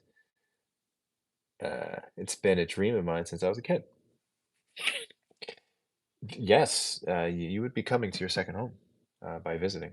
Oh, yeah, I was also thinking because I want to play more games on the channel now that I'm focusing more time in the studio proper at Mini Wargaming and spending more time physically because I've been working from home a lot for a number of years. It's really post-COVID actually is when I got in the habit of working from home and then only on occasion going into the studio. But now it's like it's switched to mostly in the studio now and rarely from home. I thought it'd be fun if, in addition to the regular battle reports that are being produced on the channel, if there can be like mini battles, like you're to bring one character, for instance, battling one character, I think that'd be fun. Or, just like bite-sized things like that, where it's not like a 2-hour video that you're watching. It might be like a 15-minute video that you're watching. You're still tuning into something fun. Uh, yeah, that's the idea. Vault is great. Try it out if you haven't. It's honestly really good value. Benjamin S. Thank you for that endorsement. I wanted to read that out. I appreciate that. Love the old Primarch 1v1 battles. Yes, the old Primarch, exactly, right? So it's just kind of fun to see it. Uh, yeah, I think characters would be cool. It's also like I would want to go more simple than that too. And we could also do fun things like I don't know, 88 Berserkers versus 120 Orc Boys or something like that. Or 100, let's say it's 100 Orc Boys. Yeah, no, 120. That sounds better. Who would win? That's what I want to know. Yeah, or 20 Land Raiders versus 500 Guardsmen. See, I'd watch that, and I would just see that play out and see how that goes. Like, would you guys want to like demo other mini games? Like I seen you guys play Bolt Action. Whatever we do on the channel, it needs to justify the resources that go into what we're doing. So, yeah, since we're being sponsored by Wayland Games, like a lot of our battle report videos are now being sponsored by them, which is fantastic, really, to have a sponsor for those games because then we can just play them more often, put more production into uh, the new studio setup, and cover games. And it makes sense if it's games that they actually sell as well, right? So we would need to look at their catalog, and it's like, in fact, you know what? Yeah, let's just say that. Look at Wayland Games and see what they have that they sell, and if they do, and you want to see it played, then suggest it. Um, there's no promises there because we get requested quite often for various games to be played, and it's just a matter of the practicality of time and resources to cover certain games. But yeah, bro built like a Pixar character.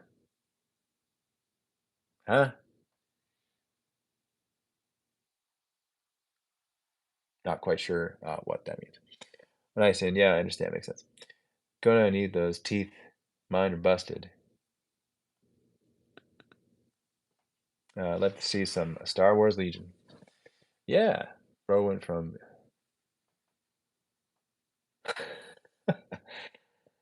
That's what Wargaming. 120 orcs versus Karn the Betrayer. Karn is all you need. Oh yeah. Oh yeah. Oh yeah. And you know what? I think that so here would be fun to picture this as a fun scenario. You're uh like it's a custom scenario where you are a space marine and you give yourself like custom stats to reflect you being a space marine and you go against like 30 termagants or something like that and you're in a jungle and you have like whatever 30 hit points and you're going around and you're causing damage and you're destroying barrels and things are dying and um, you kind of get ambushed and you see if you can survive and so like that would also be fun to play out. You are a Sigma, bro, built like a D&D character. Hello, Dave.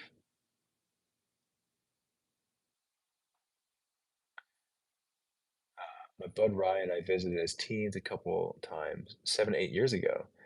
We still talk about it. It's a total blast.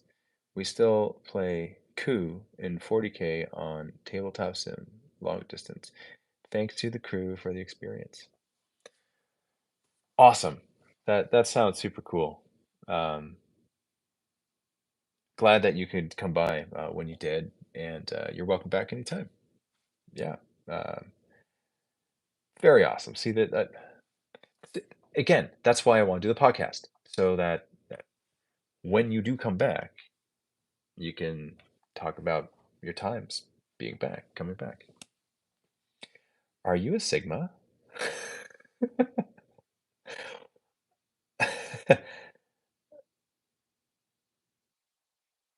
Chaos Army getting on well? I need more. I definitely need more for that. Dave, I'll try to join the next stream. I need to go to work. LOL. You and Chad have a great time. Have a great time zone. Well, it was a pleasure for you to join us. And Shekel, join us again. Um, how much can you leg press? I don't know. Uh, I don't really lift heavy weights. I like lifting light weights. That's what I do, and I like doing a lot of reps with light weights. That's my preference because don't necessarily want to get injured for reason why. Why am I getting injured? Because I'm lifting something too heavy. I avoid lifting heavy things so I don't injure myself. Um, yeah. Why did chat just get so weird? Well, probably because of the hour. Yeah, it's 2:29 a.m. Eastern time here, and we're just having some fun. However you spell Canyon. Okay. You're built like a lightweight. Um, okay. Walter Brown. Yeah, this is super random. Flex. Why would you want me to flex? Um, he's built like a Greek god. Okay, now see, listen. Your guy's gonna start saying things, and then then my head's gonna grow. It's gonna be like this, and so don't be saying all these nice things so much. Okay, you gotta bring it back down to reality. Yeah, felt like a sorry, uh, sorry. Yeah, I think if you're joining at this hour, then yeah, you should probably get to Angry Skull time. Yes, yes, yes, yes. Okay, back to the Angry Skull time. Awesome. Okay, you guys are making me think of moving, so I'm just gonna move. That's how it works. Bro, always at the ground. Bring out your inner demon.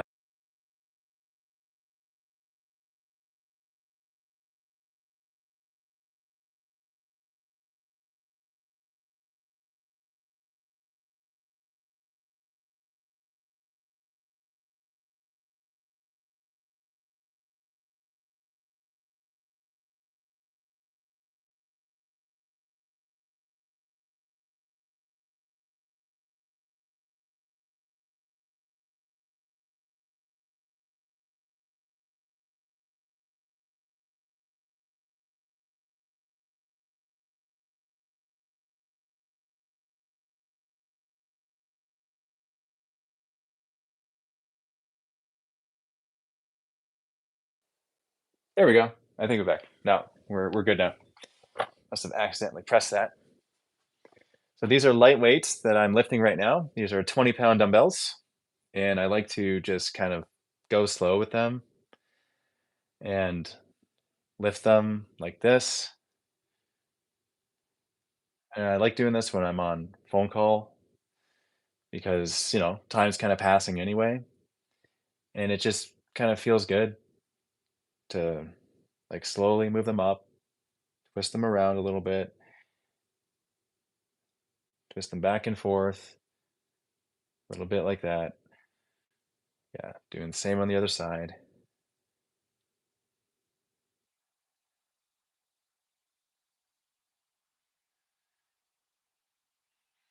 Yeah, and doing some hammers, slow hammers, and we're just moving together. That's all we're doing. We're hanging out together. This started with a little bit of camera discussion, and then a lot about content creation discussion. A little bit of movement thrown in there, and that's just the night hanging out.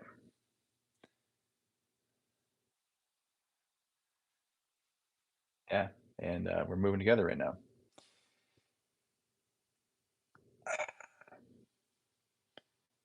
This is not a fitness channel. It's not trying to be a fitness channel. It's just you're hanging out with me in my basement late at night. That's a fact, folks. That's all it is. Do you do pull-ups? I do pull-ups. So I have a bar installed in the one of the doorways here downstairs, and on occasion I do pull-ups. Apparently, it's a sin if you walk under a pull-up bar and you don't do a pull-up.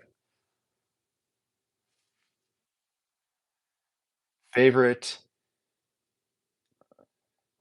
What's your favorite out of all the 16 old world armies?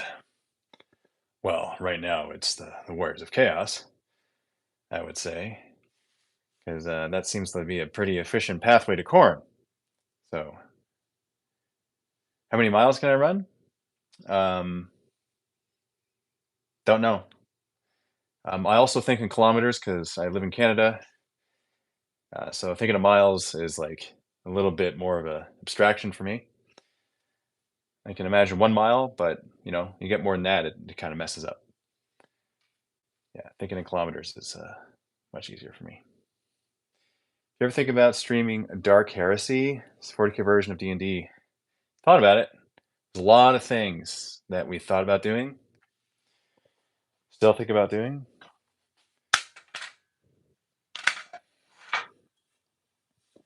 So yeah, we could be doing many, many things. Are you in slow motion? I don't think I currently am in slow motion. Uh, bit like, oh, Groy Motorman here must be able to run far. 15 finger push-ups a day. Gnarly. Bro got the rip-off AirPods. Is that what I got? Yeah. It's not what they told me. Bought them at the store.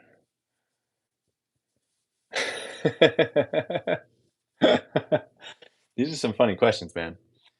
So this is what I'm gonna try because I just got this little, noise where it's like gonna be dying soon. I don't want that. The question is, can you hear?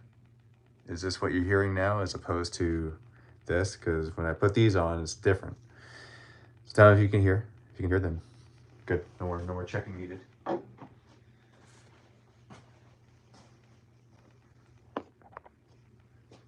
But there's a thing happening on the phone here. Yes, you can hear, Eric. You're muted.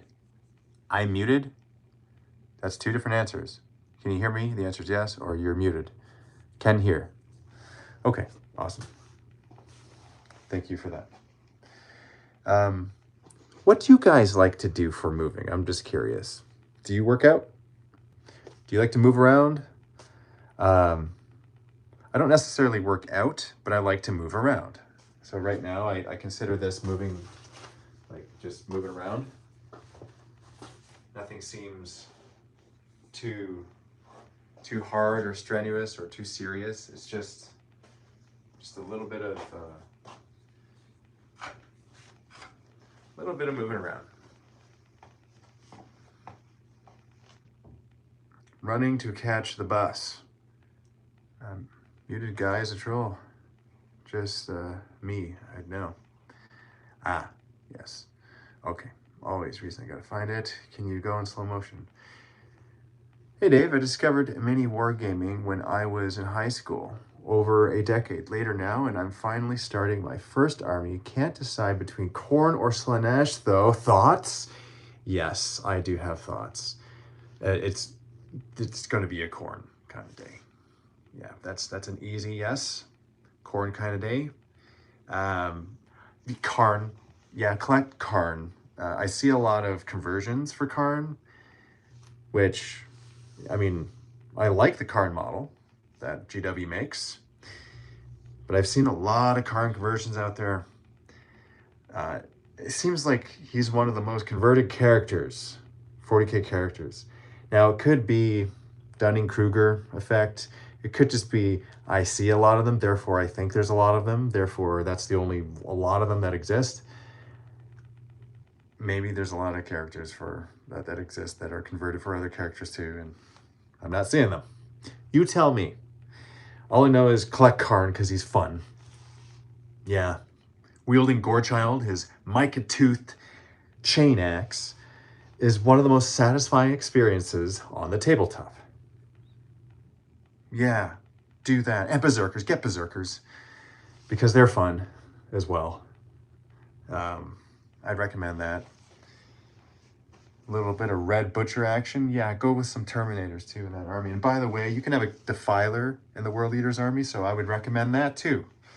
Because, you know, Defi wants to be included. Yeah, it's been a while since Defi's been in a battle or anything like that. Movement's fun. What are you guys doing to move? Are you moving with me? Are you moving? It's really silliness. I'm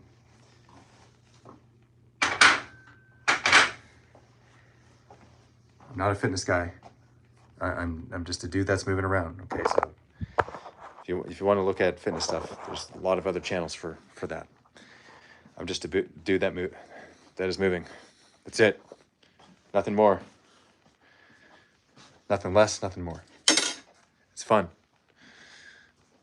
That's the most important thing. If I'm having fun with it, then it's effortless, and then we can do more of it. Yes, it's on YouTube. Into the Mines, Dark Heresy, Shadow Beneath RPG, Episode 1. You're doing the exact opposite of moving. Not moving. I recommend moving. Sometimes. You know, sometimes it's really, really good to move. The faction that got me into 40k was the Adeptus Mechanicus. Toasters. I see. I night run, usually sprint walking, but definitely not tonight. It's too late.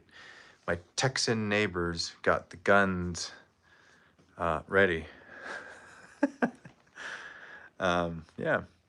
Is this what Mac does in between Always Sunny sessions? It's fun hanging out with you guys so late. Look like the type of guy who'd own a samurai swords. It's funny you should say that because I might have some samurai swords.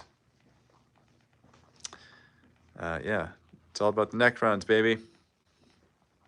But is it? But is it all about the Necrons? I don't know. I don't know about that. I think it's about the World Eaters. And I think, see, I feel like that's the right answer in that case. It is. Sword fighting and longboarding keep me in shape. Nice. Nice, nice. Every time I go to kitchen, I pass under a pull-up bar. Equals 2 max sets. Ooh, I like that. A few months ago, I got into Warhammer 40k, wanted to try it out, and now I am 3,000 points in. What army, man? Blood for the blood god. Miracle. I liked and subbed. EagleFan 6212. Thank you for following, liking, subbing. By the way, if you're not subscribed, I would suggest subscribing only if you plan on watching the videos, because if you don't, it actually is a detriment. It artificially inflates the numbers, and that who does that actually benefit? It doesn't benefit us, and it doesn't benefit you. If you're subscribed to content you don't want to be watching, doesn't make sense. Yeah. Getting that skull box ready for birthday. Skull box. I love the sounds of that. Skull box. Time for another set. Ready?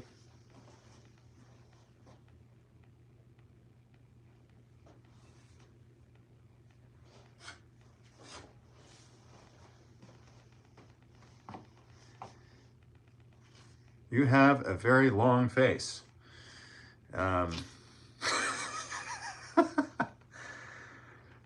Yeah, it's kind of true, isn't it? Yeah. Now, long face means sad sometimes. So, do a backflip. Yeah. See, that's where it doesn't happen. Unless you super chat $88 and then Corn's gonna want it. But don't super chat because nothing's gonna happen. That's not the purpose of the stream. Dude, I remember being a kid and seeing your 3,000 point chaos army and thinking I would never have an army that big. But now as an adult with grown-up money, I have like 5,000 points of orcs and goblins. Excellent. Excellent to hear. I love hearing that. Very fun. We all gotta turn out like them Therodons, I'm telling you. You might have to explain that one. That one definitely went over my head. Fly, eagles, fly.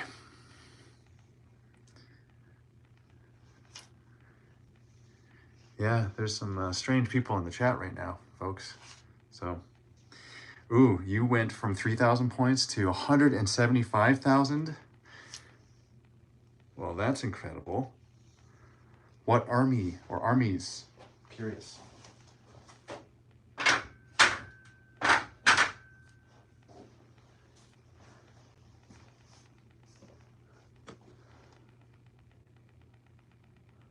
Betray Corn or play chaos with only nerdlings. Isn't that betraying Corn by doing that?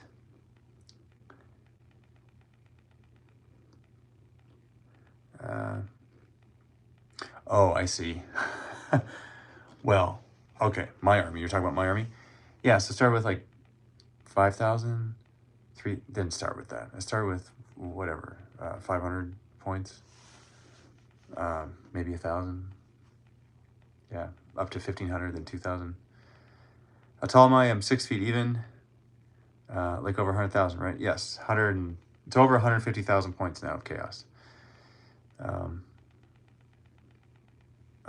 You love me. The Eagles fan 6212. Love is reflected right back. Yes. Yeah. So yeah, now it's over 150,000 points. What was it, last week? No, it was the week before last. I posted a video on the channel showcasing the army. I took some excerpts from a previous video that I'd made showcasing the army, and then I also included some new updated stuff, some new additions, like one-off conversions.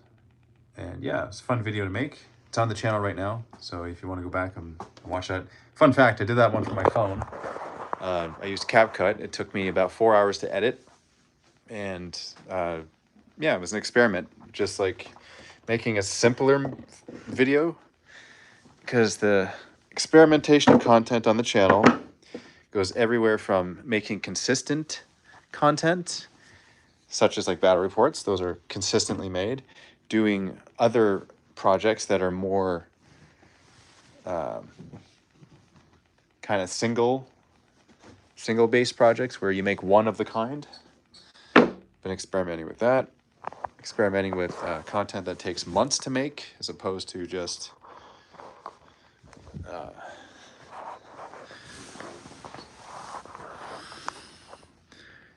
doing it on a regular basis. And then content that can be made that is almost like a curation of content and a commentary on stuff that we've done in the past and like bridging it to stuff that we're doing now. That's what that video was, which is why it only took 4 hours. But it was super rewarding because it enabled me to share some of the stuff that I captured from my phone and post it and kind of add some context for things that happened in the past. Thank you for the super chat, but why? Why did you just super chat? Thank you for it. I MGD25YT. It was very kind of you. Certainly not requested. But yeah. Very, very kind. Three hearts. I love it. Oh, this is your third super chat on a live stream. Well, I think we need to mention that too. What's your least favorite army? You mean the Tau? Yeah, they would be my least favorite. Oh yeah, yeah, that would be the least favorite one. Caden Valero, hey Dave, just wanted to say you're a huge inspiration both as a hobbyist and as a person. Thanks for doing all that you do. Your videos keep me going some days. Caden, thanks, man. I can't turn it off in terms of the posting and the interacting and the content creation and being involved in projects. It doesn't turn off. It just keeps on going. So it's gonna continue to go, and that's just the way it is. So I appreciate you tuning in. Shout out me. I'm Felix. Okay. Hi, Felix. It is early or late where you are. You seem exhausted.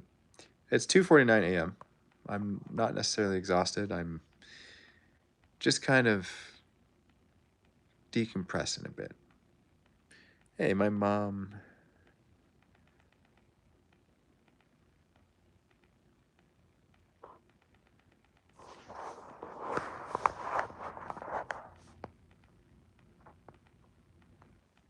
I'm sifting through some of the comments now. I remember like 3 to 4 years ago, I would watch your videos and be like, man, I wish I was this guy.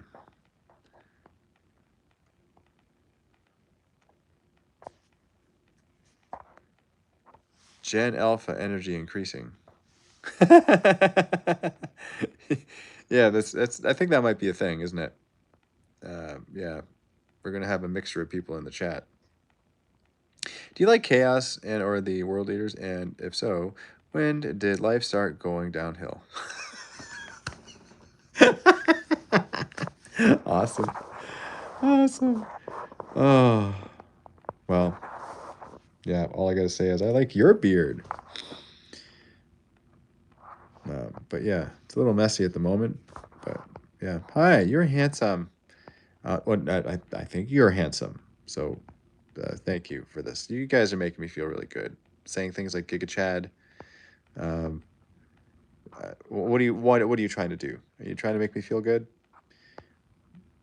We're just hanging out together here. It's all 36 of us. 37 if I include myself currently. So I think that's pretty fun. It's fun that we're just hanging out together. Clapping cheeks, eh? How many? I don't know. Hey, thanks for all the great content. Matt, thank you for tuning in and watching the content. I'm back. Sigmarite Painter, welcome back. It's good to have you here. Do you think Commissar Yarrick is coming back?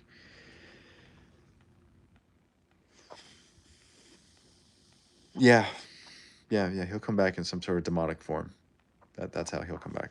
Yeah, I think he'll be a demon prince. He'll come back as a demon prince.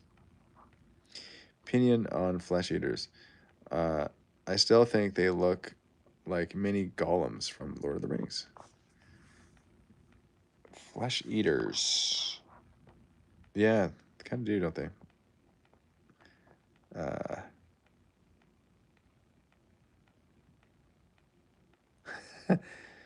Brandon, I'm getting mixed messages here on MWG stream. Wearing Play on Tabletop shirt. Who are you?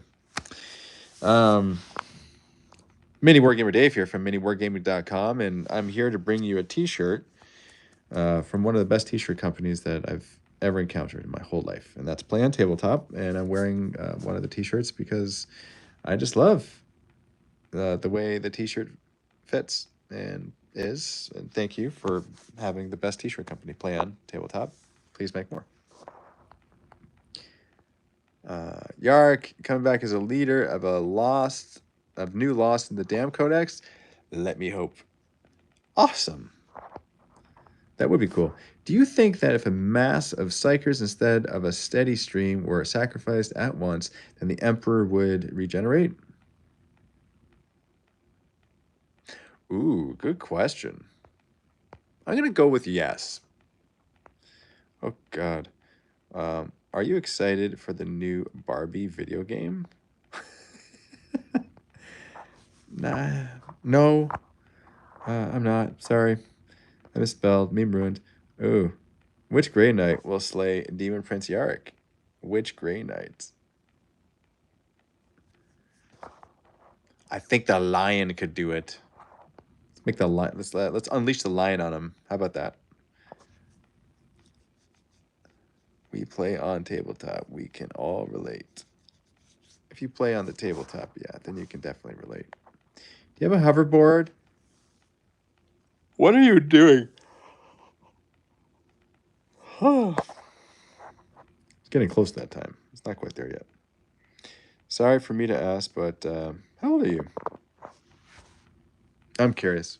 How old? How old do you think? Caleb, how old do you think? Just curious. What's your hope for the new army coming? Are you Doctor Strange? Caleb, you think I'm 25?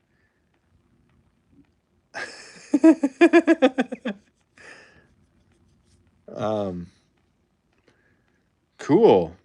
Yeah. 64. Nope, that's a little off. Although that's eight, isn't it? That's a corn. Yeah. So you're 32. Davey McFly with his hoverboard and Ravaged Star sneakers. Going with 75, 66. Friends, I am 39. I'm turning 40 this year. And there's going to be a celebration because, 40K. It's one of those special years, I think. But yeah. Not my 30s. Well, yeah, actually, no, that's true. No, I am still in my 30s. I am 39 years old. I turn 40 in like half a year from now. How many subs do you have?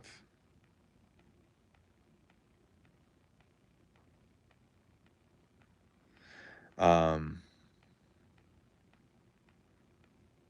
151,000, it says on YouTube. Nope, that's wrong.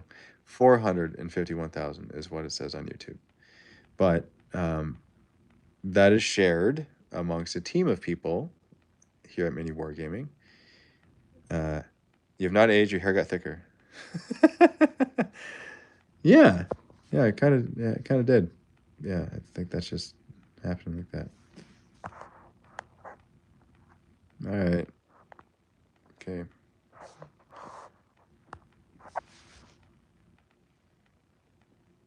It's all gone. Yeah, making new things all the time.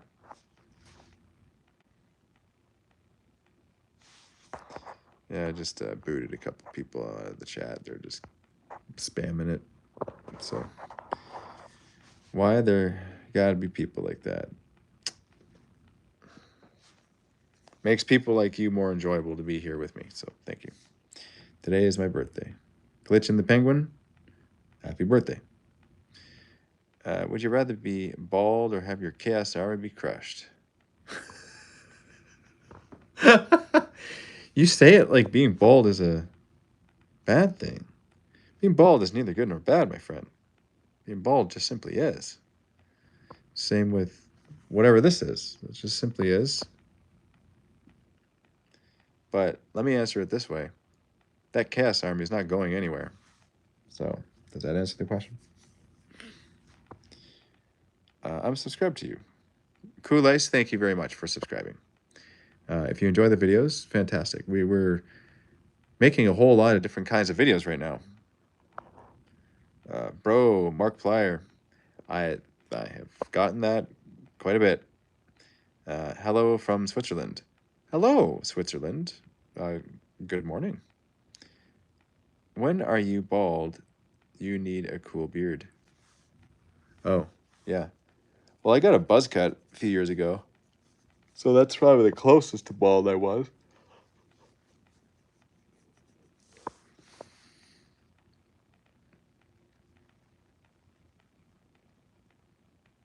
Hello from England. Well, hello back to you. Mark Plyer did age.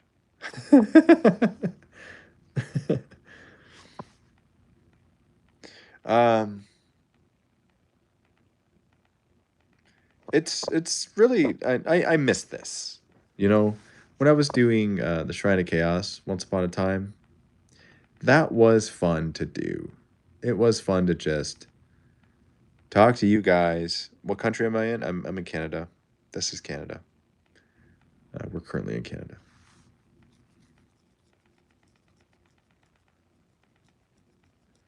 Getting them gray hairs, I see. Yes, yes. There's some gray up there, gray here a little bit. I'm hoping new army is either a Dark Mechanic, Kiss, Chaos Cultists, Eldar Corsairs, or Inquisition. But to be honest, I think it's probably just going to be Emperor's Children, which we kind of knew was coming. Well, if it is Emperor's Children, it's going to be fun. Yeah. What's your favorite NHL team? Well, that's gotta be it's gonna have to be the Toronto Maple Leafs, man. You know, if you're from the area, you live here, like this is what it is. And in South Africa, Caleb, awesome. Well, hello, South Africa. What time is it where you are right now? Longtime fan, many years of MiniWarGaming, and I have enjoyed. Christian Sandoval, thank you for that. I'm glad that you're here and that you're still here. So thank you for that. Elf. Very fun. My Eldar will rip Slanesh a new one. Awesome. I left my girlfriend because I found out she was cheating on me with two of my friends, my best friend. It's been a rough day.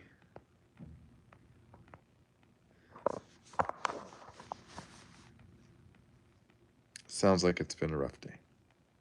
Well, I'm glad you're here with us. It's not going to be as rough. I'm saying this with certainty, and I can't promise that. It might even be more rough.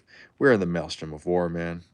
That's just where we are. We're right in the middle of the maelstrom, and everything just comes at us, and we don't know what to expect. But it's how we move through it is how we get through it. It's the only way to get through it, is moving through it. Other than the chaos, what are your favorite faction army? Blood Angels, and also like the Space Wolves. Those are the orcs. Yeah, I'm totally down with orcs. If chaos didn't exist, I would be an orc player, 100%.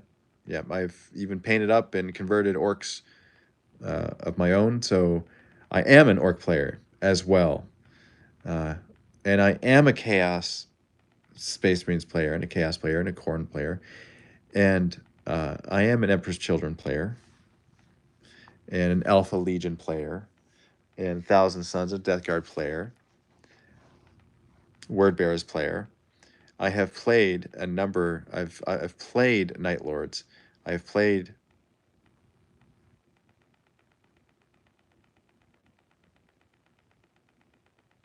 Iron Warriors. I've played Black Legion and Sons of Horus. Have I ever done the Fallen? I don't think I've ever actually used the. Just never been interested enough to actually use them. I've done the Creations of Vile, Khorne Demonkin. I've played a lot of the Chaos that is to be played. Even the Demons. The Demons of Khorne. Even in other gaming systems. In AOS, it was always like Blades of Khorne or Megakin of Khorne. Or Megakin of Nurgle. Even in fantasy, in the old world, it's Warriors of Chaos. It's always Chaos. But the other ones, yeah, Blood Angels. That is for some reason, that's just the chapter. That's the Space Marine chapter. That is so badass. It's so cool. I just love the aesthetic. I love the way they look. And the fact that Khorne chose them first, but settled on the World Eaters, like that just makes me like Blood Angels even more. And when I see Flesh Terrors and Death Company, in my mind, they're chaos. They're more chaos than some chaos are. So they're so awesome. I just love them so much. Yeah, Sanguinary Guard. I love the way those guys look, man. Like, are you kidding me? They look so cool. Yeah, bunch of like Spartans, pretty much. You're from Gretzky Town. Awesome, awesome, man. Maelstrom of Lore is a great new series, Dave. Thank you. Took a while to get it started, a couple months, but I mean to get it started to post. But yeah. Do you keep 144,000 points of chaos models together in a room all the time, or do you just set them all up for the videos? If so, that must take forever. Jordan, they are organized into trays. They're stored on shelves in the studio hallway. So yeah, in order to set them up, they do need to be transported up a bunch of stairs and set up in a fashion where it's just like, yeah, crazy. If so, that must take forever. Yeah. You're turning into a dwarf. Longbeard, Dave. What? Awesome. Are you going to sleep? Well, soon, but not just yet. I don't want to be saying stuff.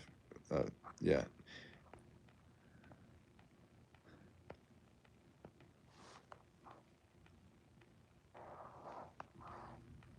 Oh, you guys are funny. Blood Angels. My armors are Necrons, Blood Angels. So I feel the love. Joel, Blood Angels are so awesome, man. Death Company. Death Company with jump packs. So cool. Using Astrath the Grim and Lamarty's. Ah, man. I remember back in the days, used to film Mephiston. He had a field Mephiston when he had like the instant death attack with his sword. So awesome. Even the Sanguinor would like just soar through the sky and just have like these awesome power attacks that would go right through your armor. Pretty terrifying. And Brother Corbulo, I always loved like buffing other dudes. What was it back in the edition? Back in 6th edition, 7th edition. I think he gave like a buff to strength. It's either strength or attacks, maybe at one point in time. It's too long ago now. But yeah, it was something like that. Just making sure you're not the guy from Always Sunny.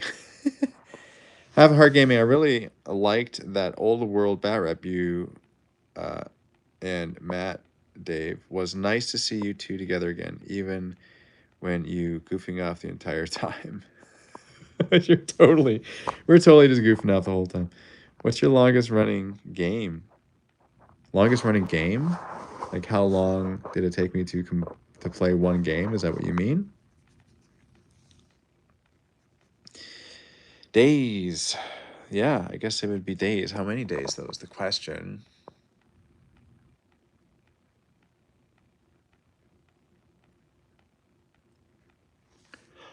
I don't know. Oh, yeah, I think the tired starting to hit me. But I'm not gonna go just yet. Not yet. Went to the local store yesterday and picked up some chaos. What did you pick up? I want to know. Have to make breakfast for my family. Bye. Have a great night, day, whatever time zone you're in. And remember, according to demands, keep moving. Yes, sir. Thank you for joining. We'll see you next time.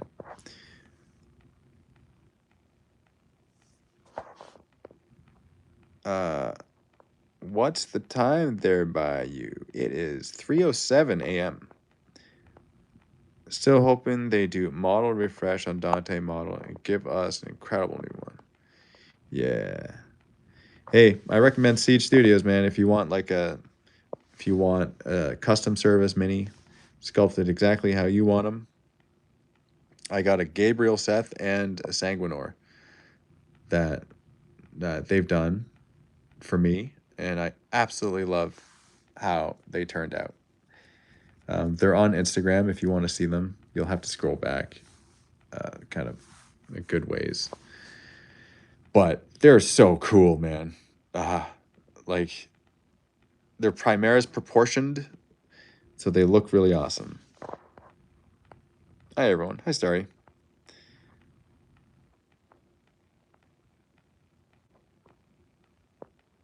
How am I still awake? I don't know. Yeah. Hi, my name is Ellie. Hi, Ellie. Immediately think of The Last of Us when I hear that. So thank you. I'm new. I'm in New England and also awake at 3 a.m. Robin. Sometimes you remain awake.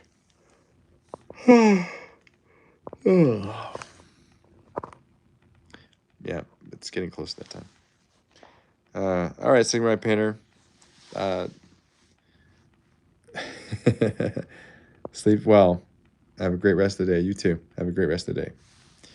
I thought you were going to say something like 24 hours, not days. Yeah. Yeah, over the course of many days for a game. It's crazy. What are some tips for all-nighter? It's 12:04 in California. Some tips.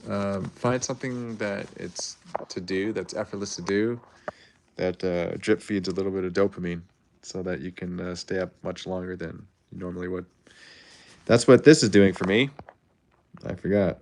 If some sort of disciples have seen shaman guy, you forgot. Yeah, I don't remember. You look like Doctor Strange. Elizabeth, often. Thank you. Banana bread keeps him up. That could be it too. Wow, you've stayed for a while since the beginning. The fact that you said that. Hey, Dave, I follow you from Guatemala. Oh, eres de Guatemala. Entonces, buenos noches. Oh, buenos días. Estoy sentando en una silla y me gusta jugar los juegos por la mesa con las miniaturas. Hablas español? Qué genial. Well, hablo un poquito, pero necesito practicar más. Messi or Ronaldo?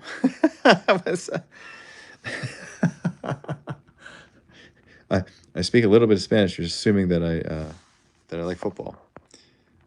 Dave pulling out some Spanish right now. Un poquito. No hablo mucho. Entiendo más que hablo. Hello, Dave. I follow you from Guatemala. I just read that. What's the longest you stayed awake? Longest I've stayed awake is 48 hours. Back. Hey, Ruth. Good to have you back. Do you have all trade allegiance? Technically, well, I don't have many Night Lords. I have one Night Lords model. Technically, I have two Night Lords models. So I don't have. I guess I have models representing each legion, but I don't have like a full Night Lords army, for instance. So I can't say I do. This Orky play. I must eat. Can't be crunking when eat be. Awesome. Opinion on Abaddon. Personally, I don't have him in my army. Yeah, you gotta have Abaddon. That's yeah. That's just, you need him.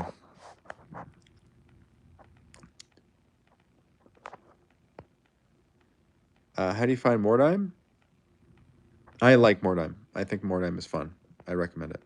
All right, Dave. Going to sleep over here. Had fun chatting with you. Have a good night. Brandon, have a good night. We shall see you soon. You're the guy seen in my dreams. You told me, no más comida. Oh, no más comida. Eh? Hay mucha comida. Vámonos. Ven a mi casa. Al bunker. Al M-A. I forget how to say W. And G. Ven al bunker.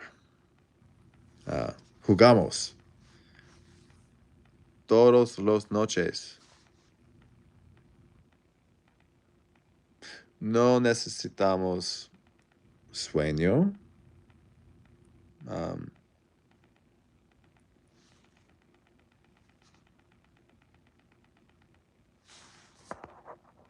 Nice, Dave. You're my inspiration to have the same points, but in my case, loyal legions. Well, it's funny you should say that, because about to drop a video showing off something pretty cool. Because you look really sleepy. There's a little bit of sleepy. Have you ever lost to orcs as Khorne?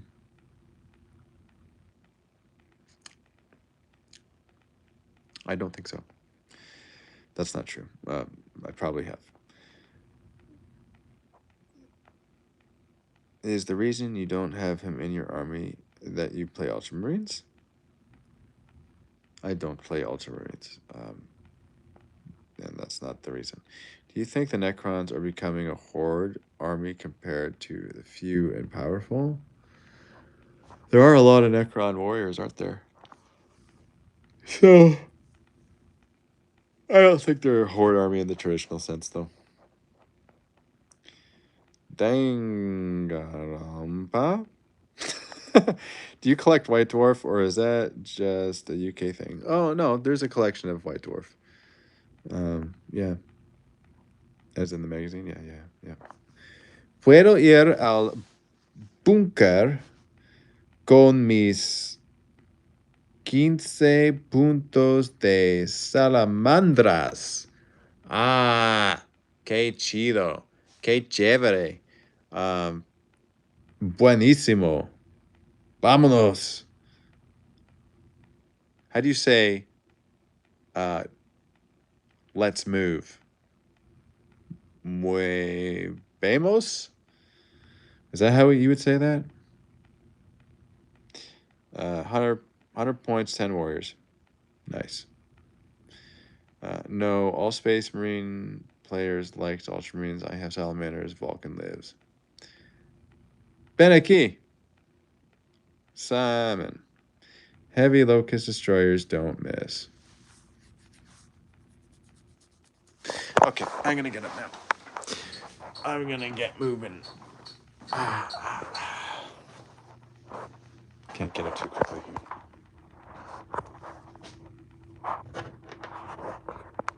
Do you think Dr. Phil would have you on his show to talk about your plastic army and help you? I don't know if there's anyone that can really help with the plastic army addiction. And you know what? To be fair, I don't know if anyone I would want anyone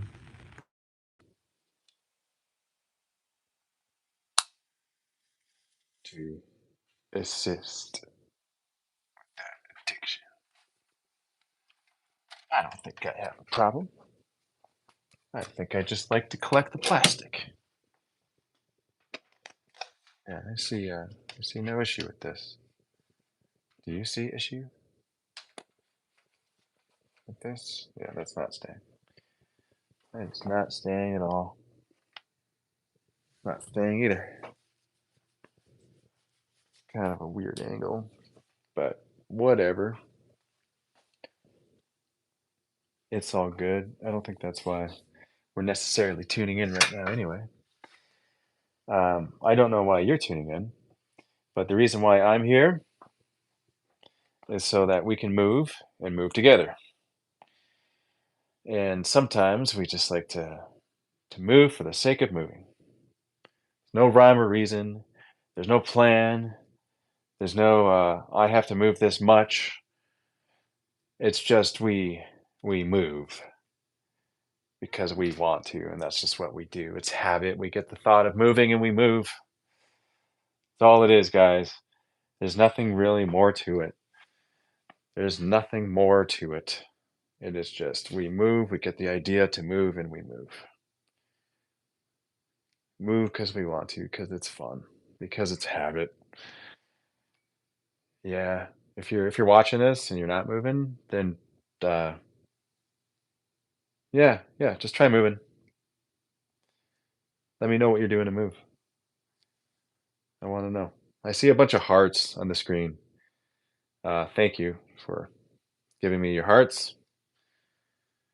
Going slow in these curls because it's not about speed. By the way, I'm not a fitness expert. I got to say this all the time. Clear my conscience of it.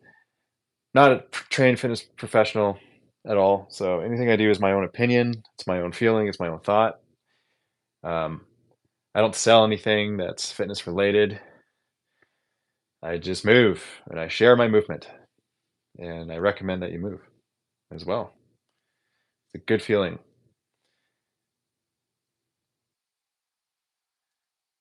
I like using light weights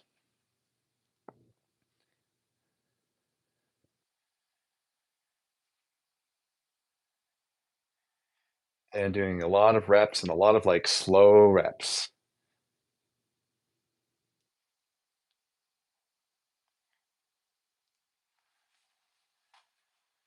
Nothing quite like the burn of a slow rep.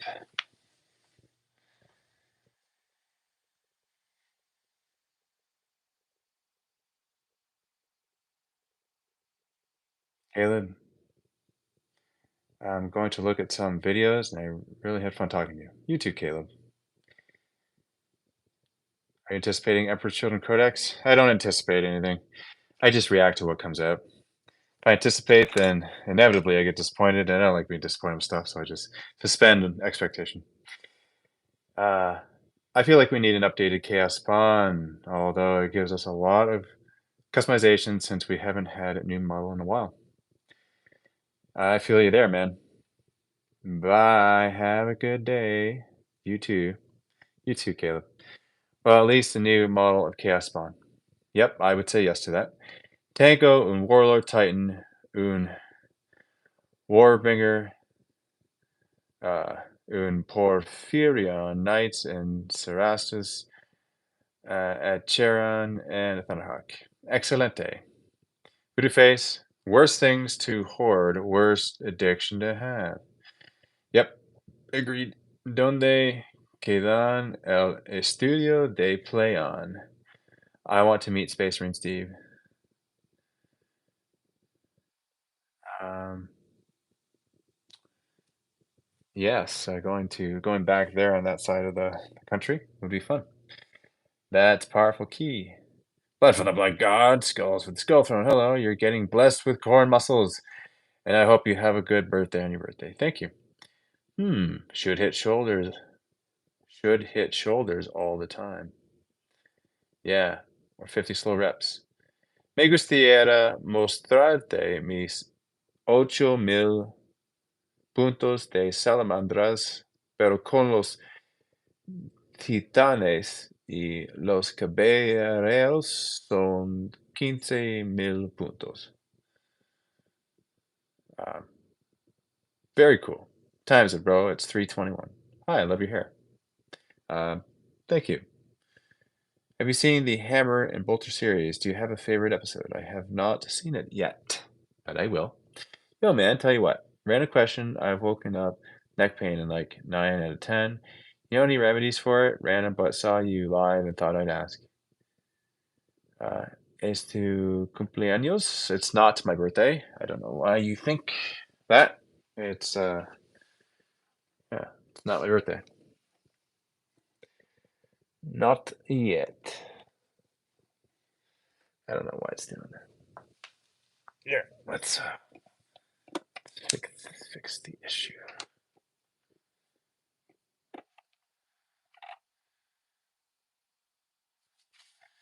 There we go. That should fix it. Okay, I'm gonna do some more. Doing some more movement here, guys.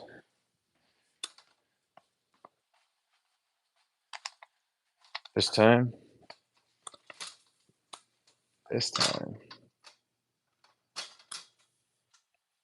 I'm gonna use these dip bars. That's what we're doing. Have a good night, Dave. Love to the bug out. I hope you go to the bunker one day and play with all of you. Killzone, have a good day as well. Thanks for joining.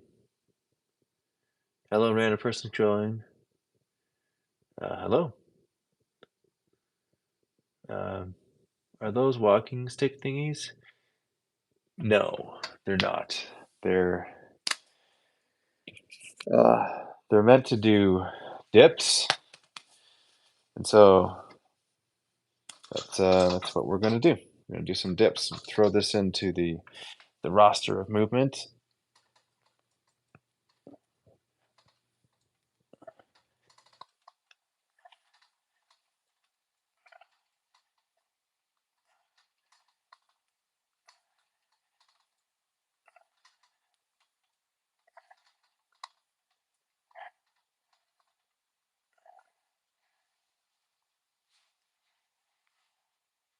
I really like doing dips because I like how it feels. Um, so that's actually how I got kind of back into moving again. Is I got some dip bars and I just kept on doing like tons and tons and tons of dips. Uh, and I actually did them so much. I treated the dips like the pull up bar rule, where you go through like the door and you would have to do a couple pull ups. I did the same thing for dips. Every time I walked past the dips, I would do dips. Because that was happening all the time, every day, multiple times a day. I just I just started doing a lot of dips. So it felt really good. And then I started like kind of moving in other ways too, because I was doing dips for so long that it was neglecting. I was neglecting like the front arm. Like I wasn't doing bicep curls. I was just doing dips. And I wasn't doing shoulders either. So now I'm also doing more shoulder movement, um, and bicep movement, and it's coming together uh, much better than it was before. It's more balanced. My arm feels more balanced. Always wondered, why do Forge World use resin custom models? Dips for the chest or shoulders? Yes, I enjoy doing dips. Yeah, mini workouts, dips are perfect for it. How did you meet your wife? Is it a good story? Dips for chest or shoulders? Yes. How did I meet my wife? Sitting across Pizza Hut. That's how I met my wife. We were young, single, at an activity. We were adults when we met. I was in my early 20s and she was Late 20s.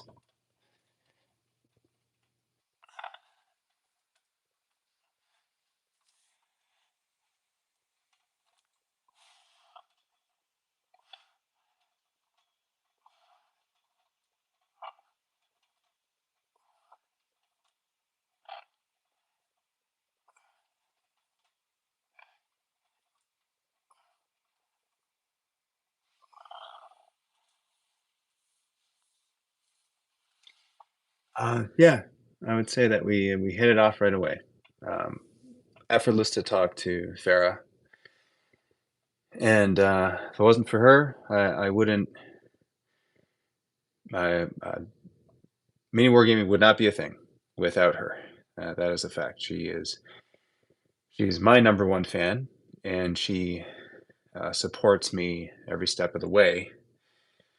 And the community wouldn't be uh, what it is today if it wasn't for her. She is one who um, she does not require any sort of acknowledgement or credit for this. She doesn't. It's not something that she wants and not something that she strives for.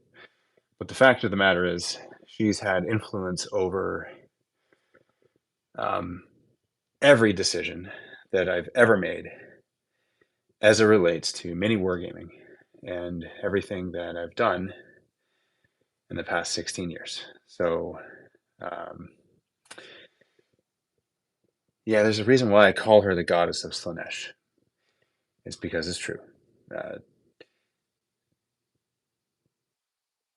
yeah, it's chaos all day long, and she uh, decides to stay and support that chaos. So, yeah, yeah, we got 3 kids. Um, Dana, Morgan, Ryan. So they've been in the video since they were really young. Like Ryan was just a baby the first time he was in the video. He's 9 now. Dana, same thing. Uh, she was just a toddler. She might have been 2 years old. First time she was in a video, a mini wargaming video. In fact, there's this video of me like kind of whipping her around in a basket, in a laundry basket, and she's calling it her rhino. She wants to go for a rhino ride, and that's what that is, and it's the best. It's the best thing ever. And yeah, it's been a while since she's been in one of the videos, but in a few weeks, I'll be posting a video and she'll be in it, in a special video too. It's been a while since she's been in one. And Morgan's been in videos as well throughout the years, and all three of the kids are actually in recent project, the next video that I'm posting. Inner recent shoulders aren't the targeted area, but they are under tension during the exercise, so it works them a bit as a side effect, but the exercise targets triceps and the chest, depending on how you do it. Yeah. Yeah. It's been a wonderful time in this live stream. Good luck, future videos. And keep building that chaos army. Blood for the blood god, skills for the skull throne. Raise? Yes. Good. Have a good evening. Thanks for joining us. I miss Pizza Hut. Had 8th birthday and 8th day there. Praise corn.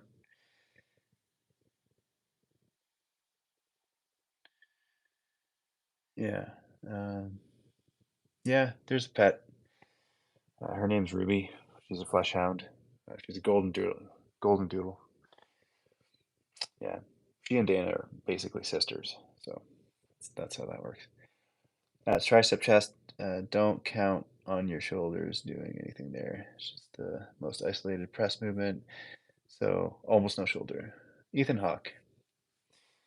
Um, why do you say Ethan Hawke? What does that mean?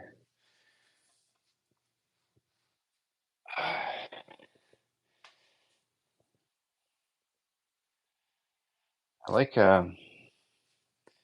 doing kind of weird stuff sometimes. Like, so it's kind of just experimenting with different ways of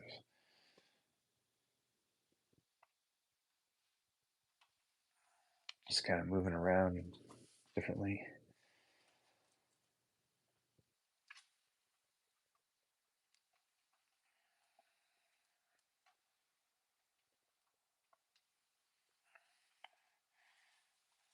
And then these things are useful for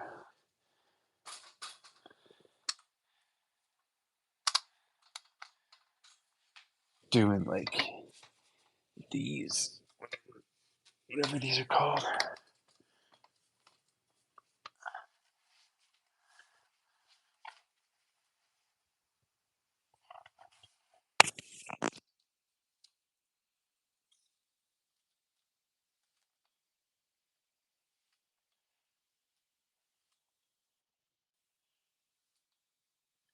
Appreciate you guys keeping me company doing this. Keeps me engaged.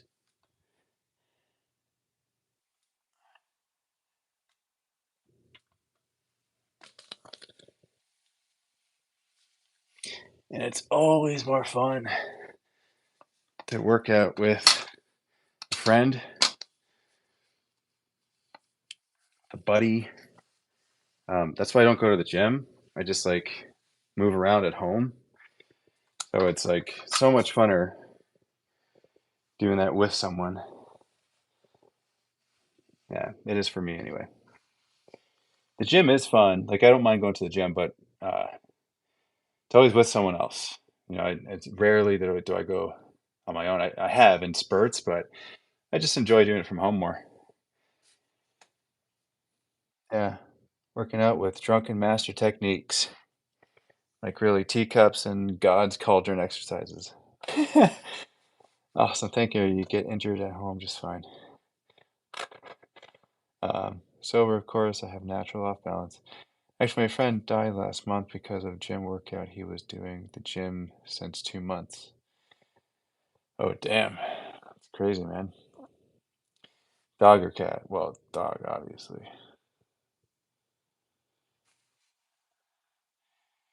Shoulders. In my opinion, the best micro workout to become obsessed about. Shoulders make you look good even if you're out of shape. Yeah, it's funny. I know what you mean. Where like, you can have a gut, but if you have like good shoulders still, it's like you kind of you still have like that Dorito. I don't know. Does that make sense? Is what I'm saying making sense? If not, then that's fine. I don't know if it was necessarily meant to make sense.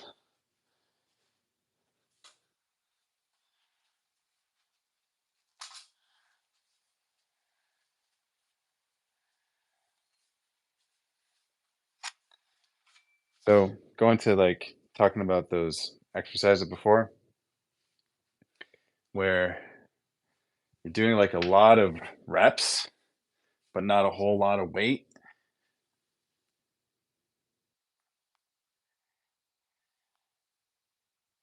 I saw this video of this one guy. He was saying like grab 15 pounds and do 60 skull crushers. Then without resting, do 50 hammer curls. And then do this every day for a month, and your arms are bound to grow. So I thought about that because I enjoy doing high repetition movements with weights that are not heavy.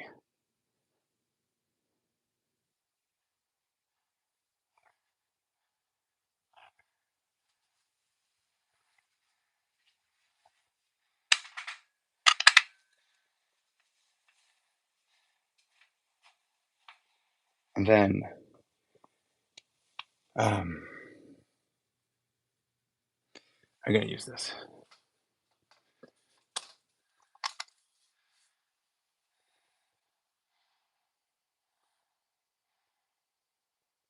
Oh, gym is the stupid thing because we get most injuries because of the workout. Home gym is better than gym workout. I would, um, It's my opinion that you can get injured anywhere. Doesn't like potential injury could happen like anywhere. So you do need to exercise caution. Be careful. I think as long as you listen to your body, then that's kind of the most important thing. Like you know, your body will know. Your body will communicate with you. Uh, and that's my advice without me giving advice. Because don't listen to me because I'm not a fitness guy.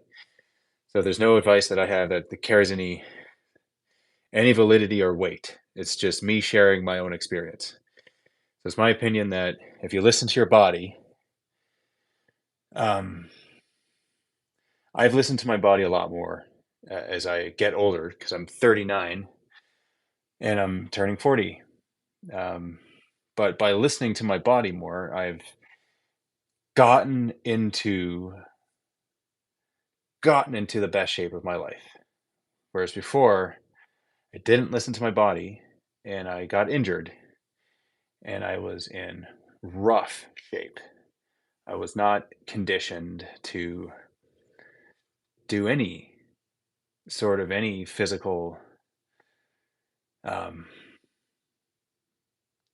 any sort of practical functional strength, like even just simple stuff like getting the luggage out of the trunk or the boot of a car.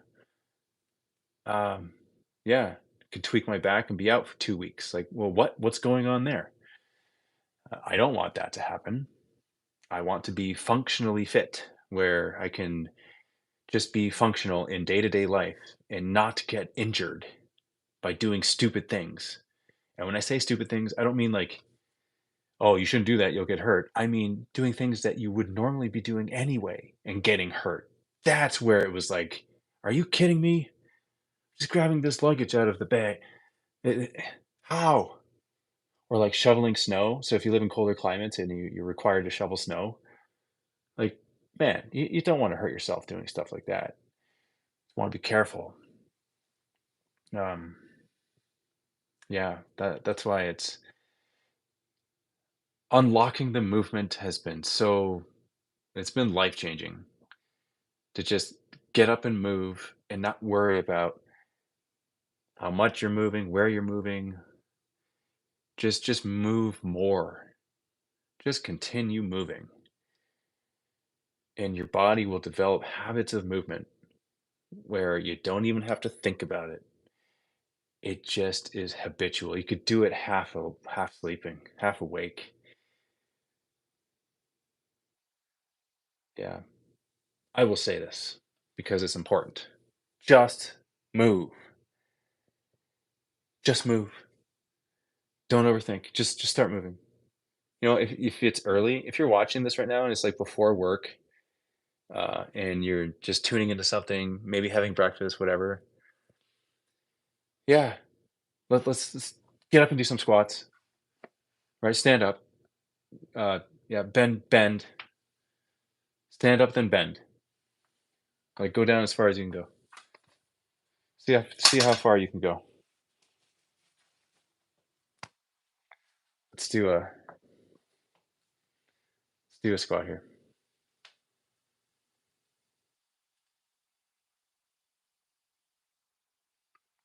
And with these, I enjoy doing slow movements here, and then I also enjoy doing calf raise at the top, then bringing it back around, and then another slow, like deep squat. Go as low as you can go.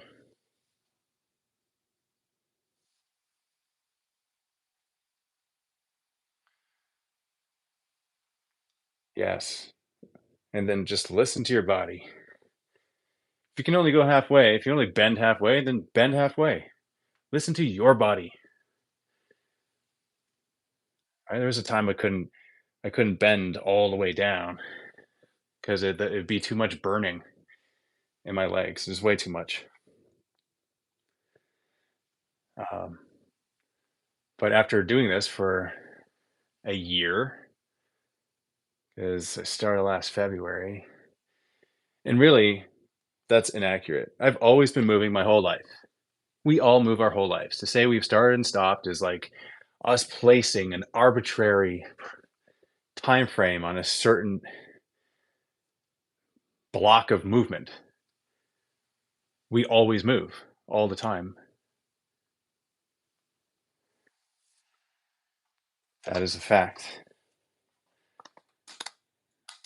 And it's important. And it's good. It's good to be moving. Really, really, really good. Can't walk straight. Cool. That's horse stance. Um,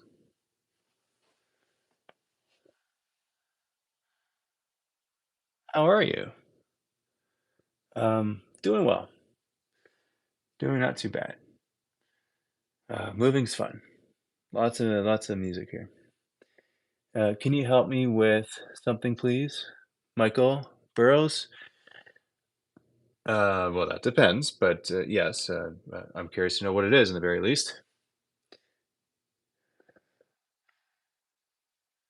Milk jugs on your forearms, and that stance is a drunken master training routine. It's for my men's fashion. It's about men's shoes and socks. Okay, is there yeah, ask the question. What's the question? Intrigued. Hello. Well, hello back to you, and thank you for joining the stream. What's the question, Michael? Hi. It's just a few practical things that you need to do in the form of a question. Interesting. Okay, please continue. You look like the old guy from Dennis the Menace.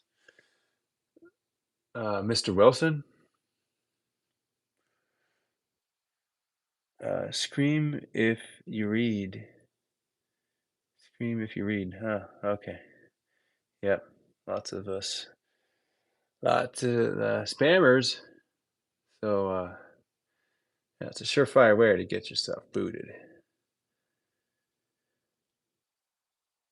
Okay, well,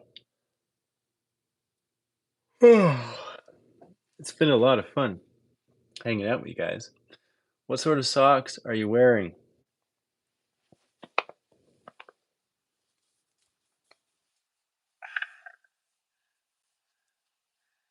They are uh, Puma socks, and they're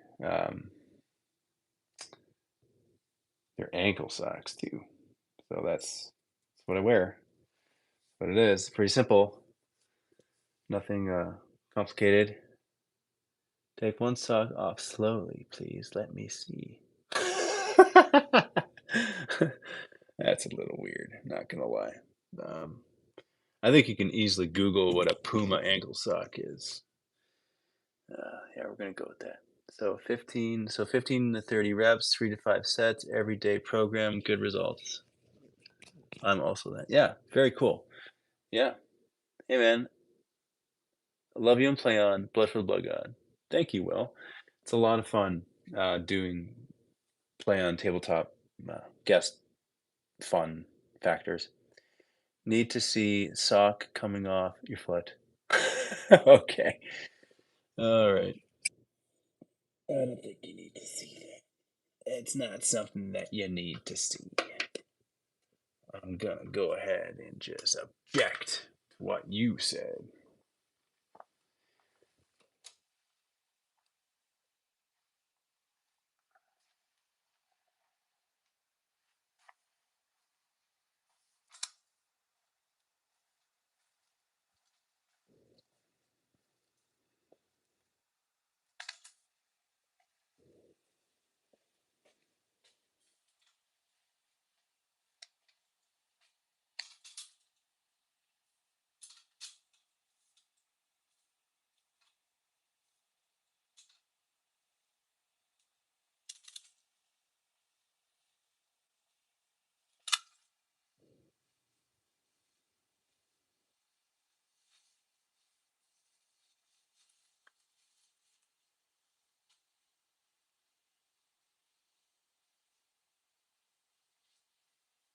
Guys, say my name.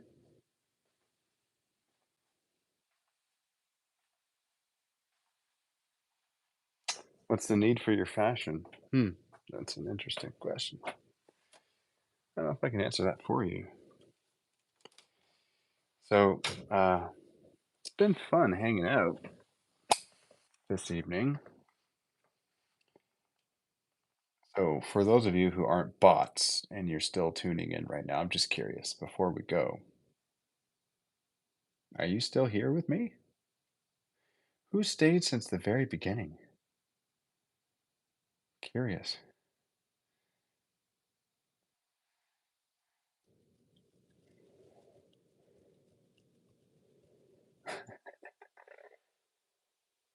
You're a Necron?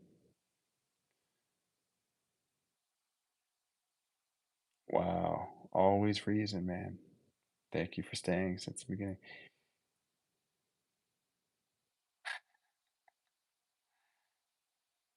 Pagan God X, appreciate you staying. No bots, watch things that don't make ad money.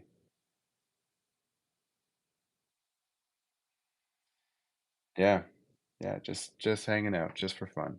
That's what it was this evening. Um, hmm, is that a bot or a cursed conscience? Conscience or conscious? Um, if I'm doing any time was chill, gonna do some work. Talk later. Talk later. I'm gonna duck out of here. So excited to finally get the Emperor's Children finally released. Can't wait. Yeah, that would be fun. I think that'd be a lot of fun. Harry Raphael, sure, why not? I'll give you a shout out. Hey, if you're spending time with me, I'm spending time with you, right? Yeah. Okay. Have a good night, everyone. Thanks for hanging out. Till next time.